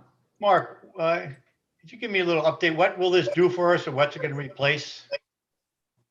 It doesn't replace anything. It actually just gives us an opportunity not to have the kitchen and the kitchen staff and all of the up at that time, so that in the evenings, when there's people at the pool and we can open for a little bit later, we can serve snacks down there. And I do mean snacks, chicken wings and stuff that hopefully we can accommodate. I don't think you're going to be able to serve 60, 70 people at a whack. We just don't have that capacity. We're just going to have to run through what we have and see how it does. It's similar to, I can tell you, the same oven is in Ritz-Carlton pool cabana at their pool there, with a much more fancy sounding menu than we'll have, but they just manage their guests at the pool, and we're going to try to do the same after hours. We will not be able to run this and the upstairs kitchen at the same time. This is strictly for after hours usage, so that we can close down the kitchen and not have the labor involved in that. Okay, great, thank you. The street lights, as you'll notice around the community, the street lights, especially in the medians that have been hit with different vehicles, they're rusting out. If you're here in the clubhouse and you walk right out to the parking lot on the right-hand side, as you go past the mailbox, you can see that the street lights are corroding. They're aged, and they are needing replacement. So we are looking at that. I do have several quotes. I will have a sample in the house probably in the next week or two. So maybe by the April board meeting, I'll be able to show you what we're looking at as far as those. We do know that some of the posts in the community are newer than others. This is going to be a phased plan, so we will probably approach it in that manner. The worst ones are in some of the parking lot areas and in the medians here at the very beginning of the, from here down to Preserve and over towards Wildcat. So Brownie, we know that down there in Sanctuary, those are the last ones done. There's only 71 lights, so probably the last 10 or 11 that are down in your area probably are going to be the last ones that would be. Yeah, Mark, a suggestion, when we get, you say you'll have a sample, but I assume we'll have several options. It would be great if you could have maybe another development or somewhere where we could physically look at the lamps that are actually installed, the post and everything. Yeah, and I don't know if that's possible because I'm not sure. I can ask. I mean, you can ask, that's what I'm saying. Ask and see if there's somewhere we could. I can only show you what we have and tell you this is what's out there from these 3 or 4 or 5 manufacturers. So I'll give you all the opportunity. As I said, it doesn't have to be. Just ask each vendor if there's some place we can see installed. I can do lamps. that. Yeah. Gary? Yeah, from what I understand is the new lighting is much more, it's brighter and it's a great deal less expensive than the lighting that we have at the present time. So I guess with each vendor, we're going to get some kind of diagram as to what kind of savings we can get with the lights that we're going to install. I would imagine that's part of the puzzle. I can tell you right now that all the street lights are LED right now. So the savings is probably not going to be a lot. I have had the FP&L bills are being audited at this time by an independent auditor to make sure that we're being charged appropriately, but we're probably not going to see a lot of difference in the actual electrical savings. Okay. That would probably be coming from if we ever changed out the sodium vapor lights on the tennis courts. Yeah. Here's what I'll tell you. I endeavor to have the executive committee bring to the board as soon as possible, possibly as early as the next board meeting, a recommendation for how we should proceed here. There are issues other than, is it phased or all at once? There are issues like, what's the color? If the color's different from all our mailboxes and street signs and traffic control signs, how do we deal with that? So just, I'm giving you a commitment that the executive committee will see if we can bring forward to the board as soon as possible a specific recommendation for how to proceed. Yeah, Brownie. Well, use of executive committee, that's an issue I'd like to talk to you at some point. I think it's appropriate for the executive committee to meet, but not necessarily come up with a recommendation that really. No, the recommendation is how to proceed, Brownie. It's not what we should do. Oh, okay. That's okay. But in general, I think the executive committee should avoid making recommendations, because despite the executive committee, every board member has the same vote. So it's okay The to do executive what you. committee will do nothing of any significance without the approval of the board. Well, I know that, but even a recommendation gets in a situation where you've basically had a subcommittee with 4 people agreeing, so you only need 1 more vote. So I'm asking that everything really be discussed by the total board, really, when it gets down to decisions. Okay. Well, we'll bring forward something for the board to discuss. Let's put it that way. But I'm talking in general, not just for the lighting. Okay, but just in Yeah, I general. agree. Okay. I brought to your attention the back area, which is out on the courtyard, that needs to have the concrete replaced. And that is something that's going to have to be done soon, simply because of the concrete shifting, and it's we're having a difficult time maintaining the integrity of the seams out there. It is a different type of poured area. We've got a lot of cracks and a lot of trip and hazard falls. And that's where I've recommended that we put in pavers that would continue the same pavers that are existing between tennis court 1 and 2, traveling around the corner. And then we join up and put the same pavers in all the way down past the Pachi and into up to court 8. We would have a flowing line. I will give you all of the, and I sent one to Lanny, a kind of an aerial viewpoint of what that would be. We are still going to keep green space to make sure that we do have the landscaping and the green space out there, so that it does not look like an institutional squared off paver patio. So I will give that all to you. I can just tell you right now that by the time Alan gets in there with his tractor and demolitions everything, we get everything put back together again, and put in some pavers probably in some of the empty areas and between the courts and the corners of the courts where there's nothing growing and it looks horrible, which is very small areas. Probably the total cost is going to be around $40,000. Mark, does that include all of the concrete walkways or not? No. I mean, what does it not include? That's what it doesn't include anything from courts 8 to 12 sidewalk and from 8 to 12 sidewalk. But it does include all the sidewalks up to 8? It's up to 8, yep, by the edge of the pool, yep. But does it include the sidewalk between like 2 and 5? Or 3 and 4? Does it include that concrete sidewalk? It doesn't, it stops at the corner of court 3, 2. You're going all the way down. 2 and 6. 2 and 6, yes, 2 and 6. It does, okay. So it Oh, goes okay. from 6 to 8 and Oh, the patio, it doesn't include the sidewalks in between the courts, okay. not in Yeah. this phase. That could be a different phase. Okay, and do you have a square footage on what that square footage is on the pavers? Yes.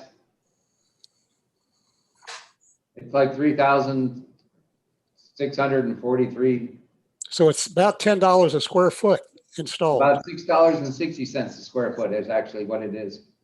How much? $6.60. Oh, $6.50, okay. Yes, Lanny? Um, Last summer, there were significant puddling in the patio area, like, 4 or 5 inches. Does this cost include the leveling that would be necessary to prevent that happening on the pavers? Absolutely. It's going to be level. And also Alan is going to make sure when we do the demo to make sure that the drains that are in there that connect to the RCP pipe that's underneath that flows down between the courts, that all of those are ready to go. We'll lift everything up and that'll be at point. So there won't be any more of that ponding of the water. Okay, thank you. Moving on. Why are my reports always the Well, longest? let's stop. It would appear to me that we're at the point where we can decide whether or not to do this. And I can tell you how it's going to be paid for if you give me a minute, but do we need, again, if I'm out of order, I'm out of order. But it would seem to me that there's nothing else we need before we just say, yeah, go ahead and do this. Pavers are 3 months out. Well, Yeah. Chap, my only question is, I have some concern if we're going to do this, we might ought to include the sidewalks and try to get, as it gets bigger, you ought to get a little bit of break on the price. Hey, it's going to look funny to have all paved walks and still have those 2 concrete walks, which are not necessarily in good condition either. So that would be my question is, if we're going to go pavers, why keep the 2 concrete walks when we're probably got to replace those at some point? Plus, it won't look that good. Well, what do the rest of you think about that? Well, I think that's a good suggestion. I'm interested in seeing a proposal that would include the 2 prices, just so that we know what we're looking at.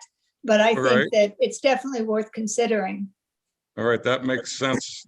That makes sense to me. So Mark, let's plan on Add the bringing additional square footage. to the next board meeting plan. Let's see, I don't want to use plan A and B. That brings back too many bad memories. Everything paved behind the clubhouse. So bring back 2 options, and I think we can pick one and move forward at the next board meeting. Okay? Got it. Okay, I'm almost there. Okay. The pool pavilion, the shades are in, they are operational. I want to say thank you to Alan and his crew for doing all the electrical work to make sure that those are hooked up on a specific breaker system and everything else. We saved ourselves, I don't know how many thousands of dollars, not having to have licensed electricians come in here and do what Alan can do. But these are remote controlled shades. There is one remote control. It is a $300 remote. These shades are expensive, and we want really they to be up at all times. They are not to be left down. We can't have anybody running into them, bumping into them, bending them, because we don't want anything to happen to the track. So we're asking that management probably will be closing them down and opening them up upon request for specific needs. If I imagine during the summertime, as it starts to get a little hotter in the afternoons, all we have to do is can we lower the shades down and get them down? But we do want to make sure that they are up at the end of any shift before the pool closes.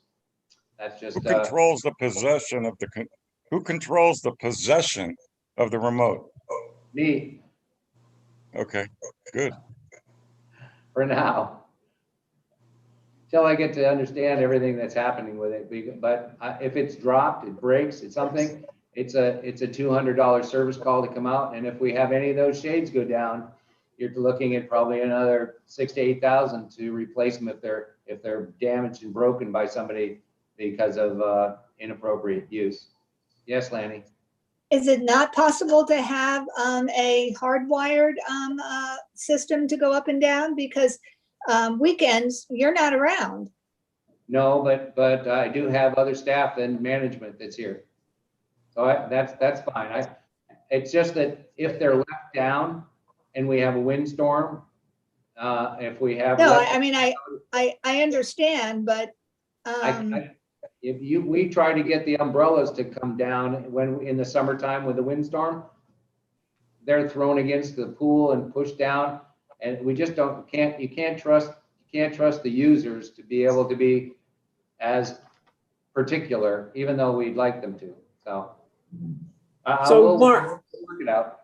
We'll try to get it as, if you need to have an event down there in the afternoon, or we're there on Friday evenings and the sun's hot, or you're having a special meeting or yoga or cards, or you're having luncheon and you say, listen, we need those shades down, or it's windy, rainy. Well, you're probably not going to be down there if it's raining, but we'll just lower those down.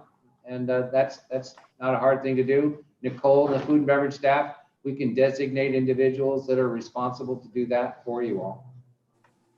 The cabana's open some on the weekend though, right? There's someone in the cabana, right? We always have, yeah, and Nikki's been here on the weekends. She's here. So I mean, we have management staff on property. Yeah, so I mean, the person who's in the cabana could have the remote, right? And be responsible. Well, we do. We just have to be, cognizant of everything. That's all. Yes, Lauren.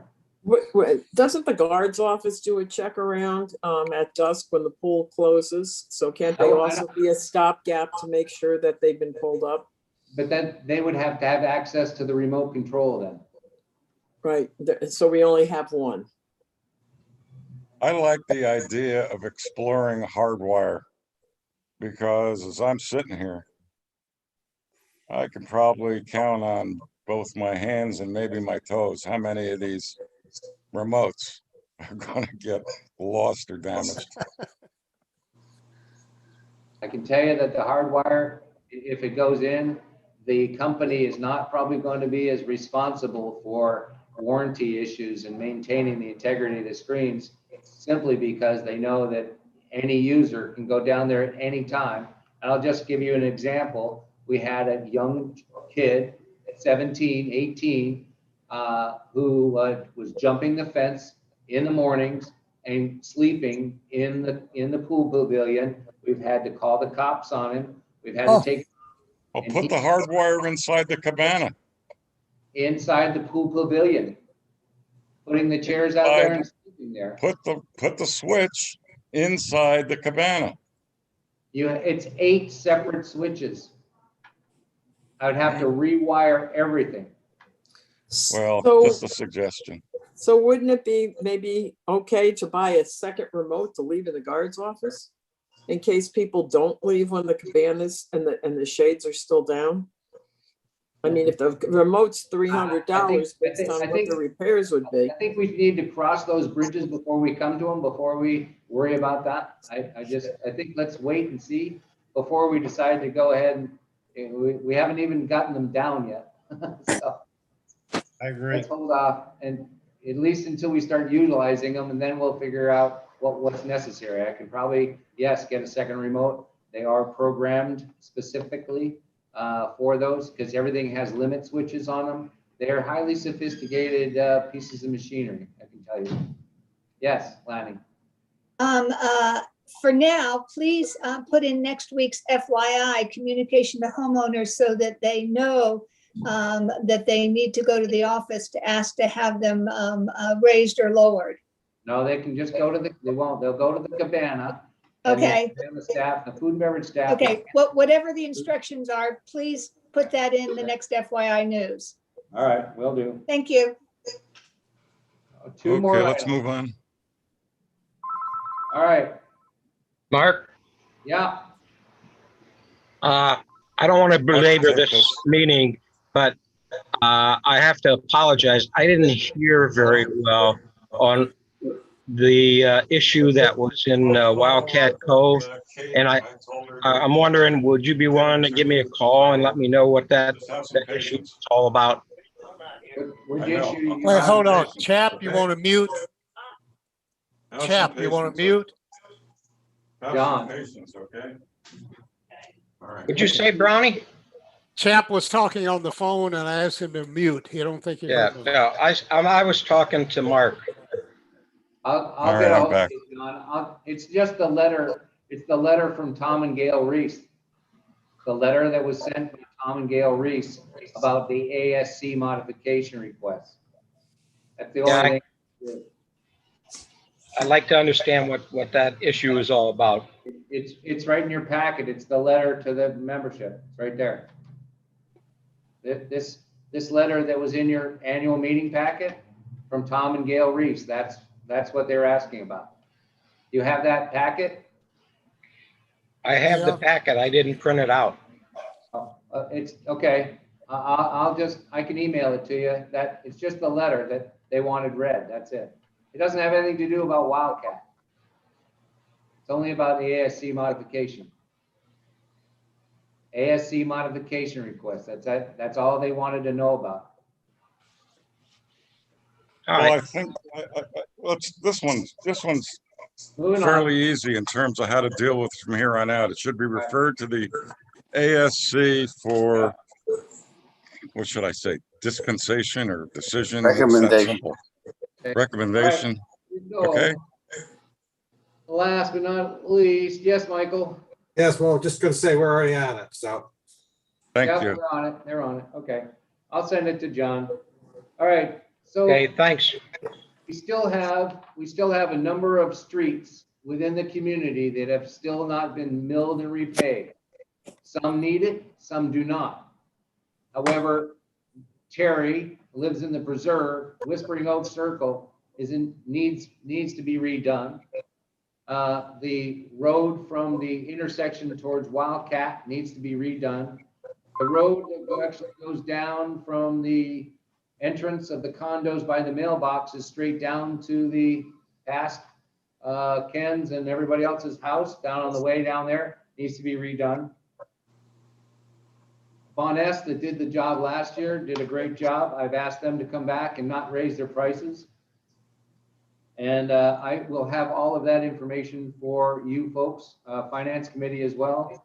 It is a reserve item. The money is in the reserves, and it is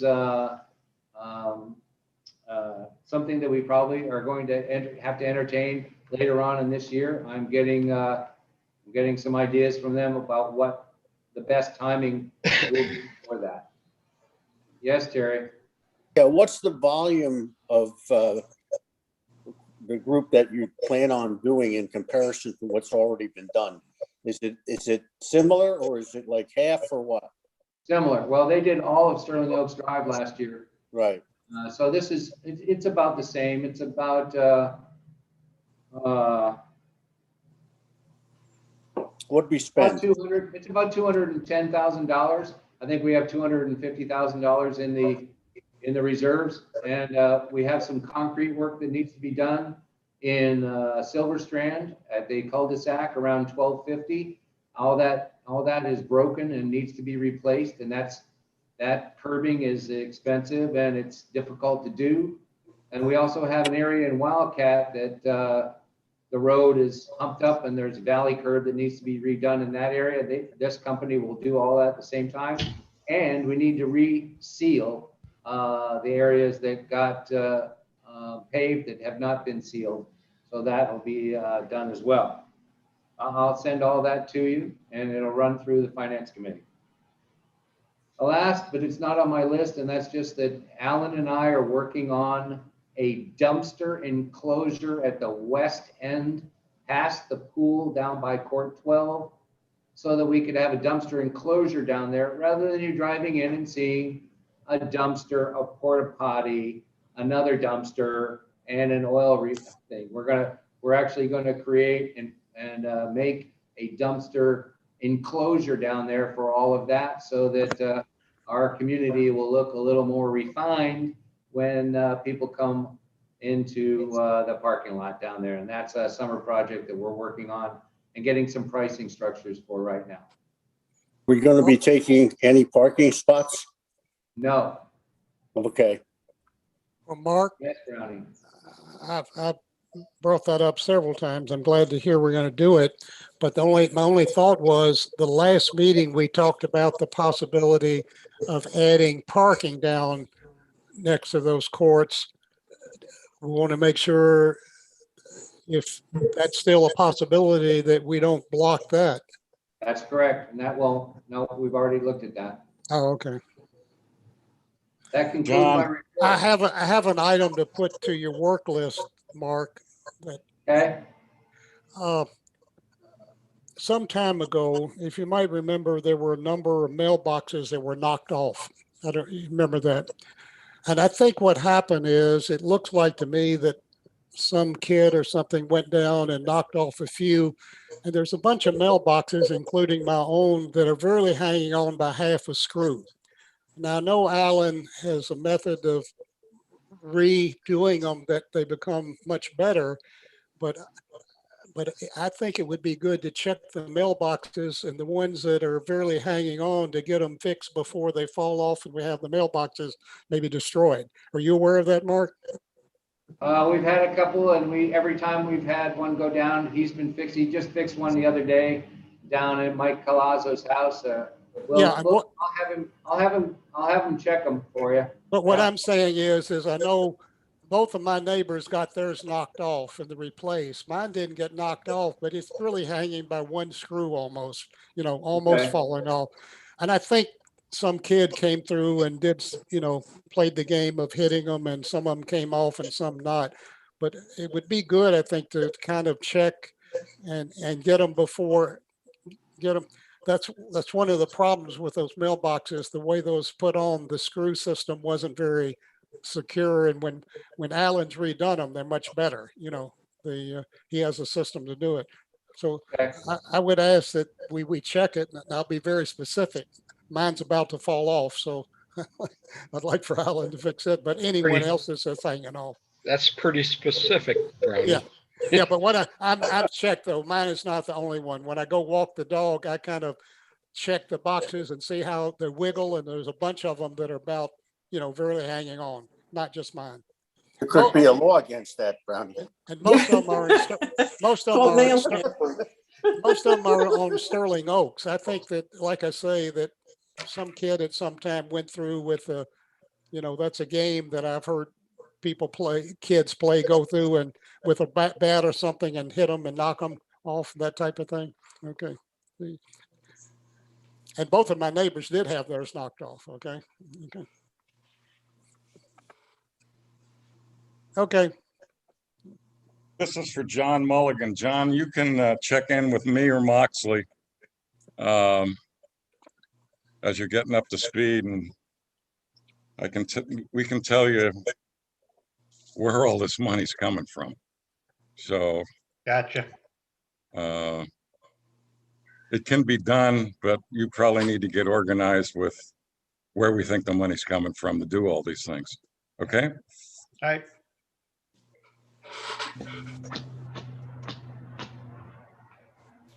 Oh, are you done, Mark? Yes, that concludes my report. All right, next is the treasurer's report, which used to be me. I gave you the annual report in the previous meeting.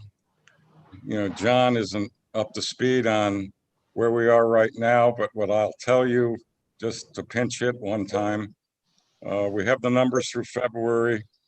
Things are looking good. There's no problems. And I think John is inheriting a pretty good situation. Okay. Now we're on the committee reports. I guess we don't have any. We shouldn't. Okay, now I will turn it over to Cezanne for suspensions and fines and delinquent accounts. I don't have anything to report on this subject. Nothing? Okay. Old business, is there any old business? I don't have any Okay. old business either. All right, new business. Well, there's one thing I want to do, but let's start with check signers. And Cezanne, what do you need? Sure, so I need a motion from the board to appoint new check signers. It's generally the 4 individuals that are on the executive committee.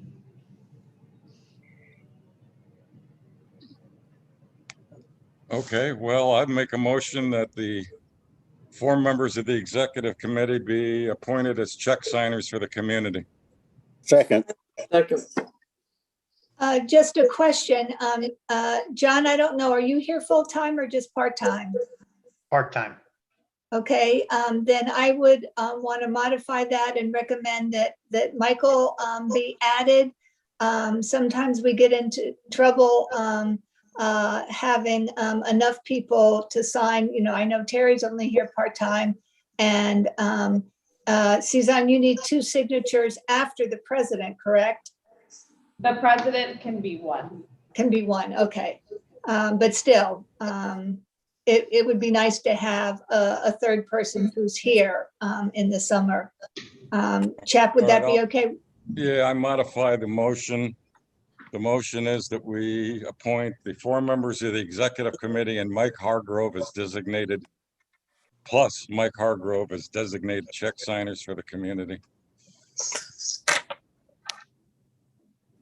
Second? I already have Second. Okay. All opposed, all in favor, raise your hand. All opposed?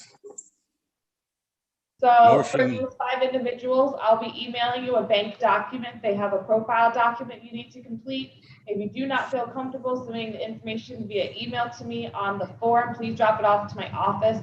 This is something that's very urgent and I need done as soon as possible. So after this meeting ends, I'll send you the form. Okay, the Yes, next, John? Yeah. I'm assuming that we take off the old people off the list, the check Yeah, signing list to the bank. this replaces what we have. Okay, moving on. Under new business, I would like to, by the end of this meeting, decide who the board liaisons are going to be for the standing committees. Let me read to you what I believe the standing committees are. Architectural standards, finance, tennis, communications, activities, landscaping, compliance, and bocce. Am I missed any, Cezanne? Well, bocce is not a committee. Bocce is just a project team. So activities, ASC, communications, compliance, finance, landscaping, and tennis. Architectural standards, finance, tennis, communications, activities, landscaping, and compliance. Correct? But we also need liaisons for pickleball and bocce. Unfortunately, we didn't even get a bocce report this year, so that we do need to formalize that more. Bocce and pickleball are projects teams, so they're generally just appointed by the president. Right, right, but they can still have liaisons, and I recommend that we do that. Well, let's deal with the standing committees first, and we'll come back to that, okay? Is Okay, that okay? Okay, now I don't know exactly how to do this, but I'll go through them one by one. I don't know if I put out a recommendation or I ask for volunteers or what. So how Chat, do we do this? Yeah, in view of the fact that we've had a big change, basically all the officers are new and we have 3 new members, I would propose the liaisons stay the same and we reappoint. We decide on those next meeting to have you have time to think about it. People have time to think about it, maybe discuss things with you. To me, it's kind of to jump into it right now with 3 new members, all new officers, and we can keep the liaisons like they are for a month. I guess we lost a couple though, but yeah, yeah, we lost. I mean, my problem with that, Brownie, is And if that's what the board wants to do, fine.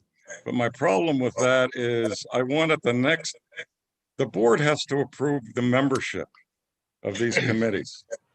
So at the next board meeting, assuming we appoint the liaisons right now, I want those liaisons to come forward with the membership of these committees so we can approve them. Well, the memberships are already approved unless we redo the memberships. There's no need. I mean, there's nothing wrong with the memberships the way they are. They can stay the way they are for a month or extra month, 2 months. Well, that's, Lanny, help me. Yeah, we normally do reappoint them, right away, and we had a big delay last year. Chap, maybe to make this easy, I will definitely continue tennis, and I am willing to pick up landscaping, which is one of Lydia's. I would propose that Lauren might be able to pick up activities. Well, wait a minute, but see, this is the problem. Everybody says what they want. I would like to have the tennis committee. I've never had an opportunity to do it. I've been a tennis player for 12 years. So I have trouble with this, the way it happens, okay? It's just kind of an informal, somebody says they want something, they get it. So let's Well, just that's why take I'm that asking for example. help I would here. like to have be the tennis liaison. That's okay? why I'm asking for help here. I want to know from you all, what is an acceptable way for us to determine liaisons at this meeting? Lauren? Chap, I'm letting you speak for myself. I'm already on the activities committee, and in April, Lynn Frankel sets the budget with Nicole for the upcoming year for activities. We have things on the table. So from a volunteering standpoint, I'm happy to be the liaison to do that, seeing I have some input anyways. I mean, I think John Mulligan's been on the finance committee and Ken as well, so they certainly have a working knowledge. That might be easy. As far as tennis is concerned, I'll keep my hands off of that one. But, I think you can, we do want to appoint the committees. There are new people that have applied. Next step. There's some new people that have applied for the activities committee. The communications committee needs some help too. So, I mean, there is a lot to do, and we were delayed. I do remember that last year, even though I wasn't on the board. It might have. Oh, I don't want to delay. The thing that's holding us up right now is the procedure Okay. to and determine that's who what- the liaisons are. And I have trouble with the procedure. I've been on this for 3 years. I went along with the officer selection that basically y'all made. I would like to have the tennis committee. I'm right now the person has been on the board as long as anyone, and there's never been an opportunity for that. So I don't think they should necessarily stay. I think there should be some movement and some opportunity for people to fill in. Okay. I don't disagree with that. All I'm Yeah. looking for is Yeah. how do you guys want to go about doing Yeah. this? That what we're doing now is we're having a discussion, and the discussion will very well end up with the selection of the committee liaisons that you want. I have no It's not problem. what I want. It's what the board wants. Well, what I mean is what you want is you wanted to have it completed. You don't care who it is. You just That's want to have right. people in place. Well, That's right. I have no problem with Brownie having the tennis committee. He hasn't been involved in that one for quite a long time. And he is a tennis player and has a consummate knowledge of that sector. So maybe that's one that we can give him, and then Lanny will be free to go someplace else. All right, in order to break this log jam, Lanny, go ahead. Well, I just want to express concern. I would encourage, this is my last year on the board. I cannot run again. Brownie, I encourage you to join me working with the tennis committee for say, the next 6 months. And then if you feel comfortable taking it over, I am concerned that some of the data collection and that kind of thing that I've been working on, I hate to see it get lost the way it was in the past. If you had been interested, I wish you would have been coming to the meetings, because board members can go to any committee meeting. So I am very reluctant to drop it suddenly without some Well, transition. And this is what I'm talking about. I've been on the board 3 years. I've been playing tennis for 12 years. I've been in 13 tennis clubs in my life. So I don't think and I happen to be a data person with a engineering PhD and a math teacher. So I can handle, I'm a data analysis. I spent my whole career in research and development analyzing data. So but I have trouble with the process. It just kind of happens that there's no formal process. Somebody wants it. So if two people want the same liaison, how do we decide that? And my position is I've been on the board for 3 years. I've only got 1 year left. I'd like to be the tennis liaison. I know you are now, but how do we decide that? I guess if we have more than one person that's interested, we'll take a vote. Yeah, can I speak here? Yeah, that's one way of Sure, doing it. John. Yeah. I would recommend that we change liaisons. No one should be on for 3, 4, 5 years. That's what I feel too. I agree with that. I mean, whether it's a year or two, we should have some limit to give other people a chance to do it and maybe be able to do it better or differently. All right, I'm going to put forward by committee my thoughts for board liaison. We'll take them one at a time. For architectural standards, I propose Mike Hargrave. Does anybody want to dispute that? Okay. Nobody in the right mind. So that's done. Well, I would ask that chap, does anyone else want that position? Okay, that's fine. You're not disputing, I'm not disputing that Lanny hasn't done a good job. Oh, your And time's so- coming, Brownie. Your All I'm time's saying, coming, believe the me. point is it's not a matter of dispute. it's Does just a anybody matter- else want it? Nobody else wants it. It goes to Mike Hargrave. Let's do finance. You didn't ask Mr. Hargrave if he wanted it. No, don't ask him. Whatever you do, don't ask Michael. Finance, I propose John Mulligan, our treasurer. Does That's anybody easy. else want the job? And that's easy. He's the treasurer. He should be. Okay. For compliance, I propose myself. Does anybody else want the job? All right, so I'm compliance. Okay, Ronnie, now here comes the surprise. Of every member on this board, you are the one that's most vocal and interested in the landscaping. I propose Brownie Fuqua to be the board liaison for landscaping. I'm not interested in that for a couple of reasons. One of the reasons, I'm not very knowledgeable in it. I don't really have that much interest in it. And I'm very frankly not a big supporter of Brightview. So, Okay, so you decline. Okay, we'll come back to that. For activities, I propose Lauren Gennaro. Does anyone else want the job? All right, Lauren, you're it. Tag, you're it. Okay. Now, there's 1, 2, 3 left. Communications, I have no proposal. Who would like the job? Nobody. Well, I also was on the communications committee, so if no one else wants it, then I'd be happy to do that. We just have Thank you. the members, but Does if anyone no one else else want, wants to does do it. anyone else want the job? Terry, you're muted.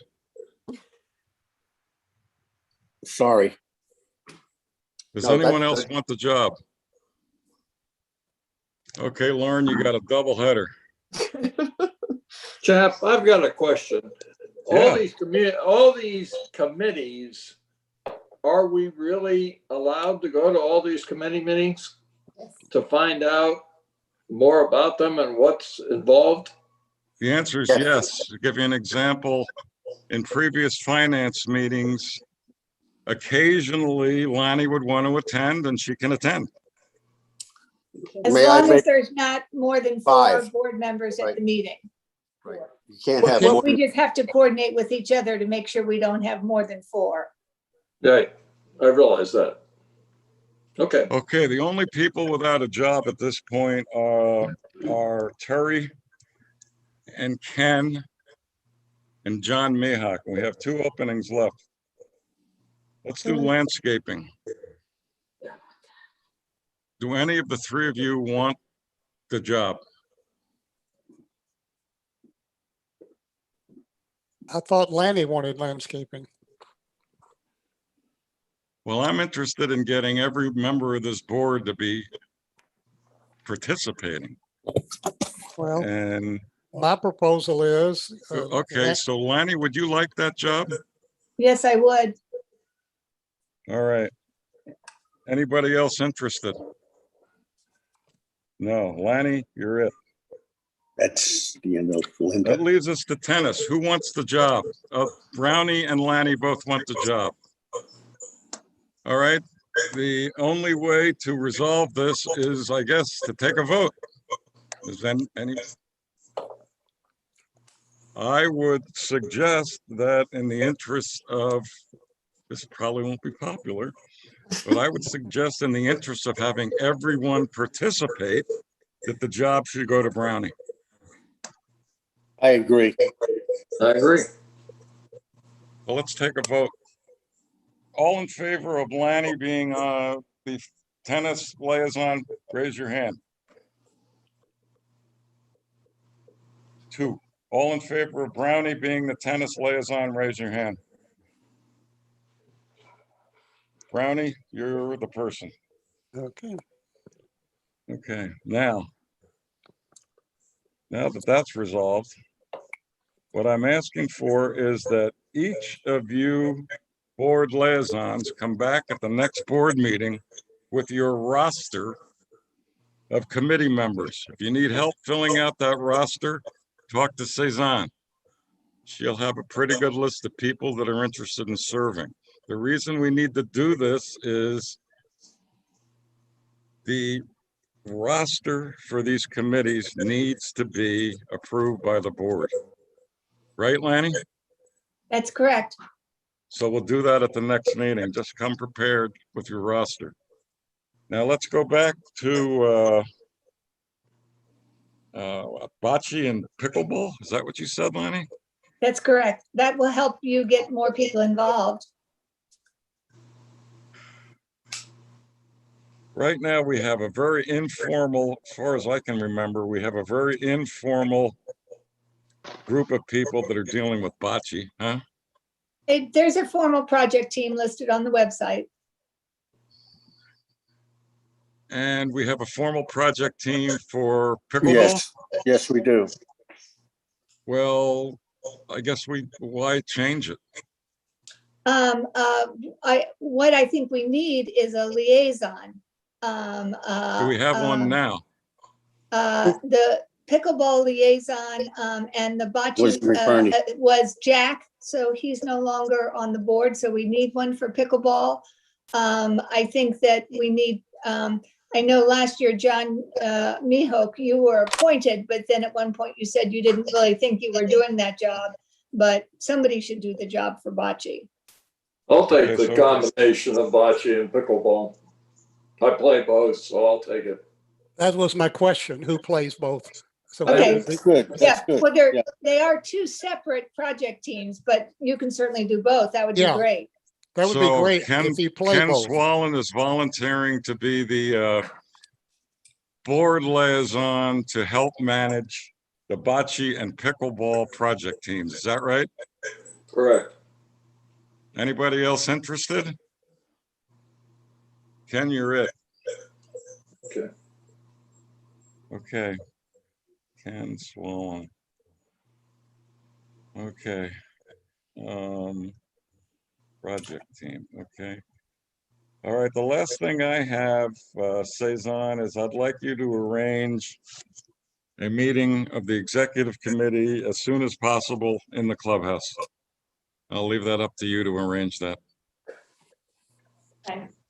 In the clubhouse, if it's okay with Lanny, the only few of us. Next item on the agenda is Lanny COVID Management Plan. Thank you. I have emailed this month's update to all of you, including the new board members. You just got it since you were elected. So if you have access to your email, you'll have a copy of this written report. The good news is that more vaccines are available. People are registering for appointments at our appointment next week. As I mentioned earlier, the governor has announced that beginning March 29th, vaccines will be available for people 40 and over. He's also announced that it'll be 18 and over effective April 5th. More good news is hospitals are currently not overwhelmed and deaths continue to decrease. The bad news, however, is that local infections are higher now than last month, especially this week. The last few days had been over 8%, which were rates similar to what we had in January. During our meeting, they did post yesterday's numbers, and the good news is that they're not as high as they were the couple of days before.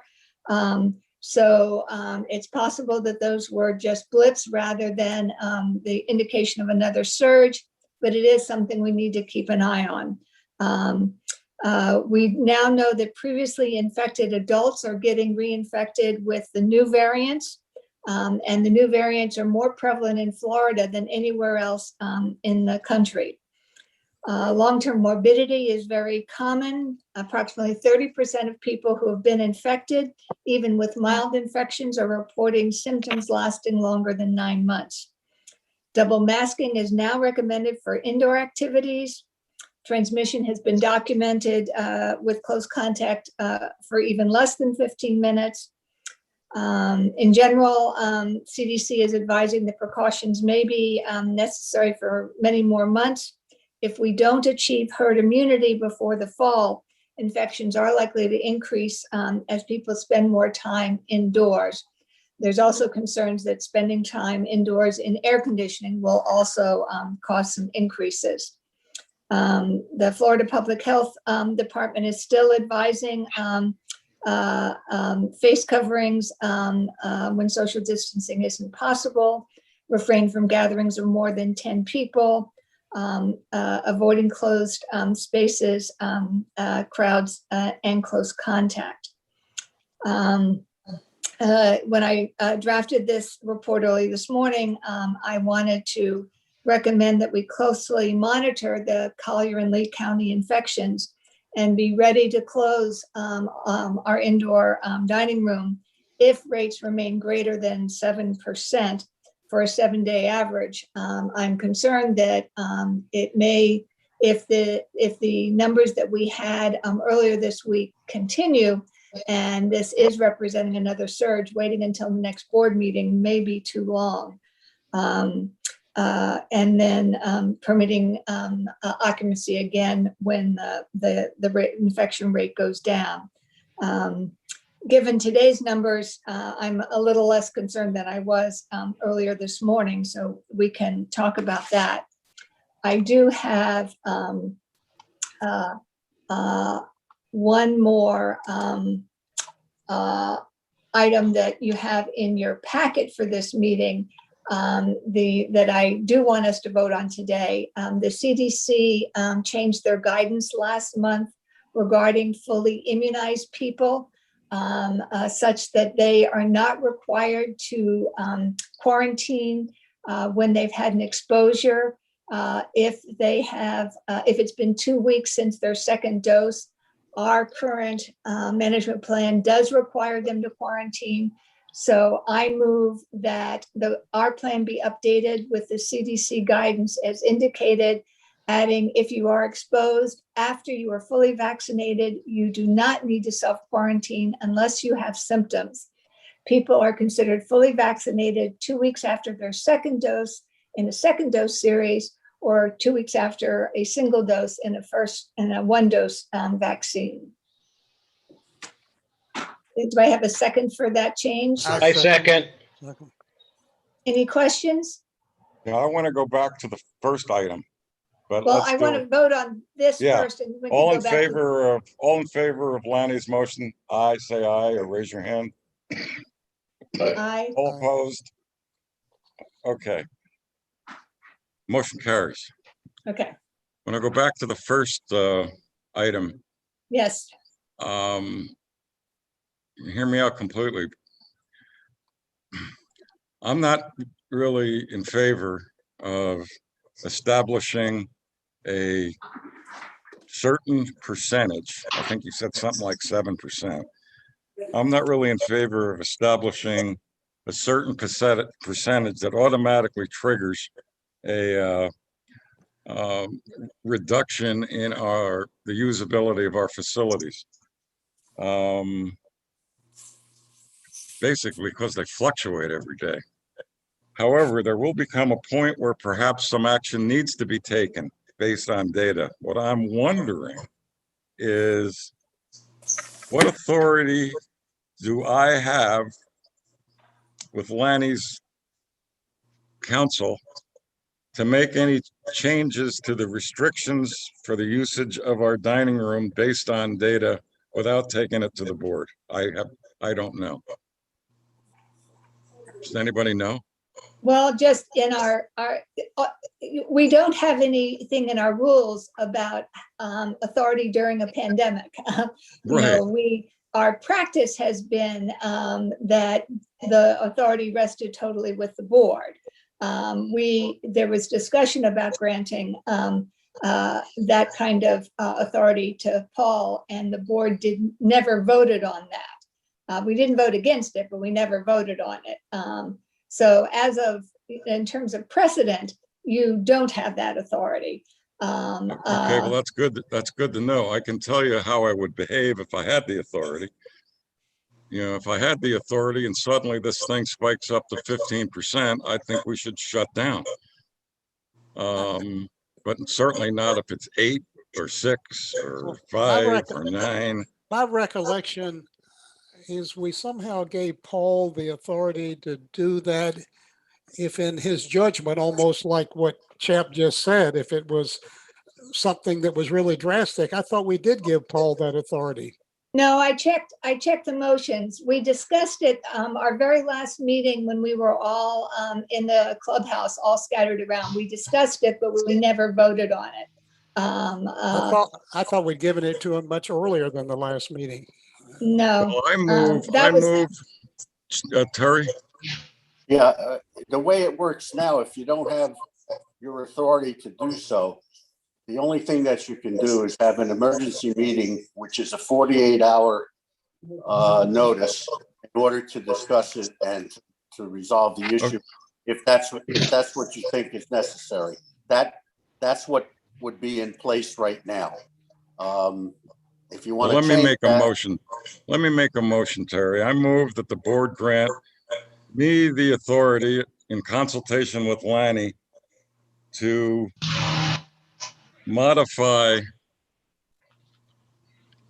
any of our opening standards as a result of new COVID information. That's my motion. Second.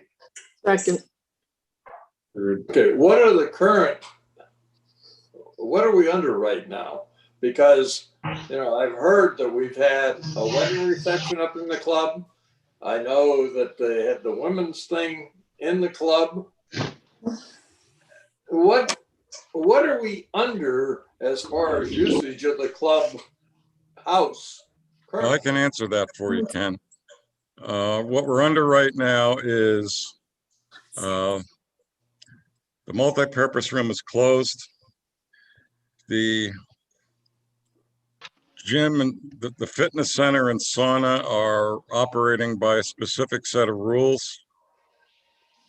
They are it's largely open, but there are rules that need to be followed.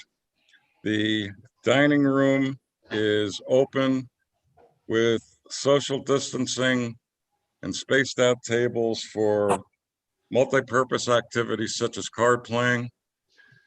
The dining room and masks required.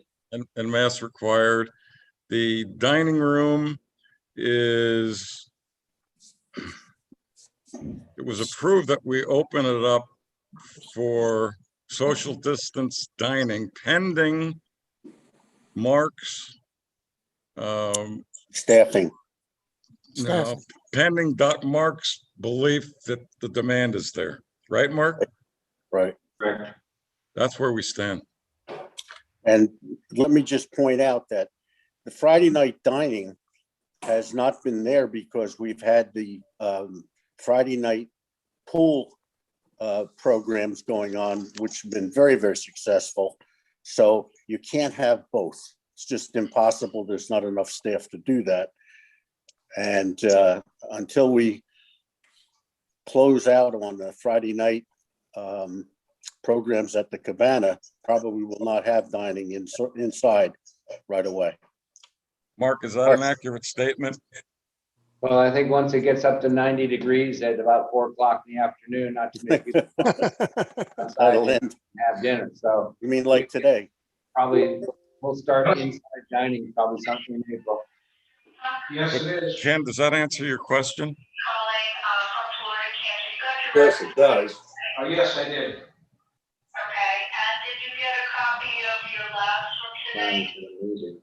Yes, I did. I think John's got some interference going on. If we talk, maybe we won't hear it. Did that last motion pass? No, not yet. You haven't asked for a vote yet. All right, is there any more discussion on the motion? All right, I propose that we take a vote on the motion. All in favor, raise your right hand or raise your hand and say aye. Aye. All opposed? Even if John was opposed, it really doesn't make any difference. The motion carries. We're following up on this. Just for point of information, Ken, John, and Lauren, I am a retired public health physician, so that's why CHAP is asking for my consultation on this matter. This is what I did in my career. All right, I think that really concludes our meeting. I want to make one more comment and then we can adjourn. As you all can tell, I have a tendency to want to make decisions and move forward. That is both a blessing and a flaw. If you think I get carried away, call me out and I can take it. So with that, I remind you that the board certification, the board of director certification, particularly for the new members, is on April 1st at 10 o'clock in the morning. April Fool's Day? And the next regular board meeting is scheduled for April 22nd at 1 o'clock. April 22nd. With that, I move to adjourn. The new board Okay. members, remember that your professional headshots are on Wednesday, the 31st, anywhere from noon to 1. And old board members, if you want a new picture, you're more than welcome to come get one taken. When's the next board meeting? Date of the next board meeting is April 22nd. All right, I move we adjourn. Second. Second. All in favor? Aye. Opposed? Well, I'll tell you what, we did an annual meeting and a board meeting in 2.5 hours. That's pretty good. So Thank you, Chap. see you. Lenny, give me a call. Okay. All right, bye-bye. Bye.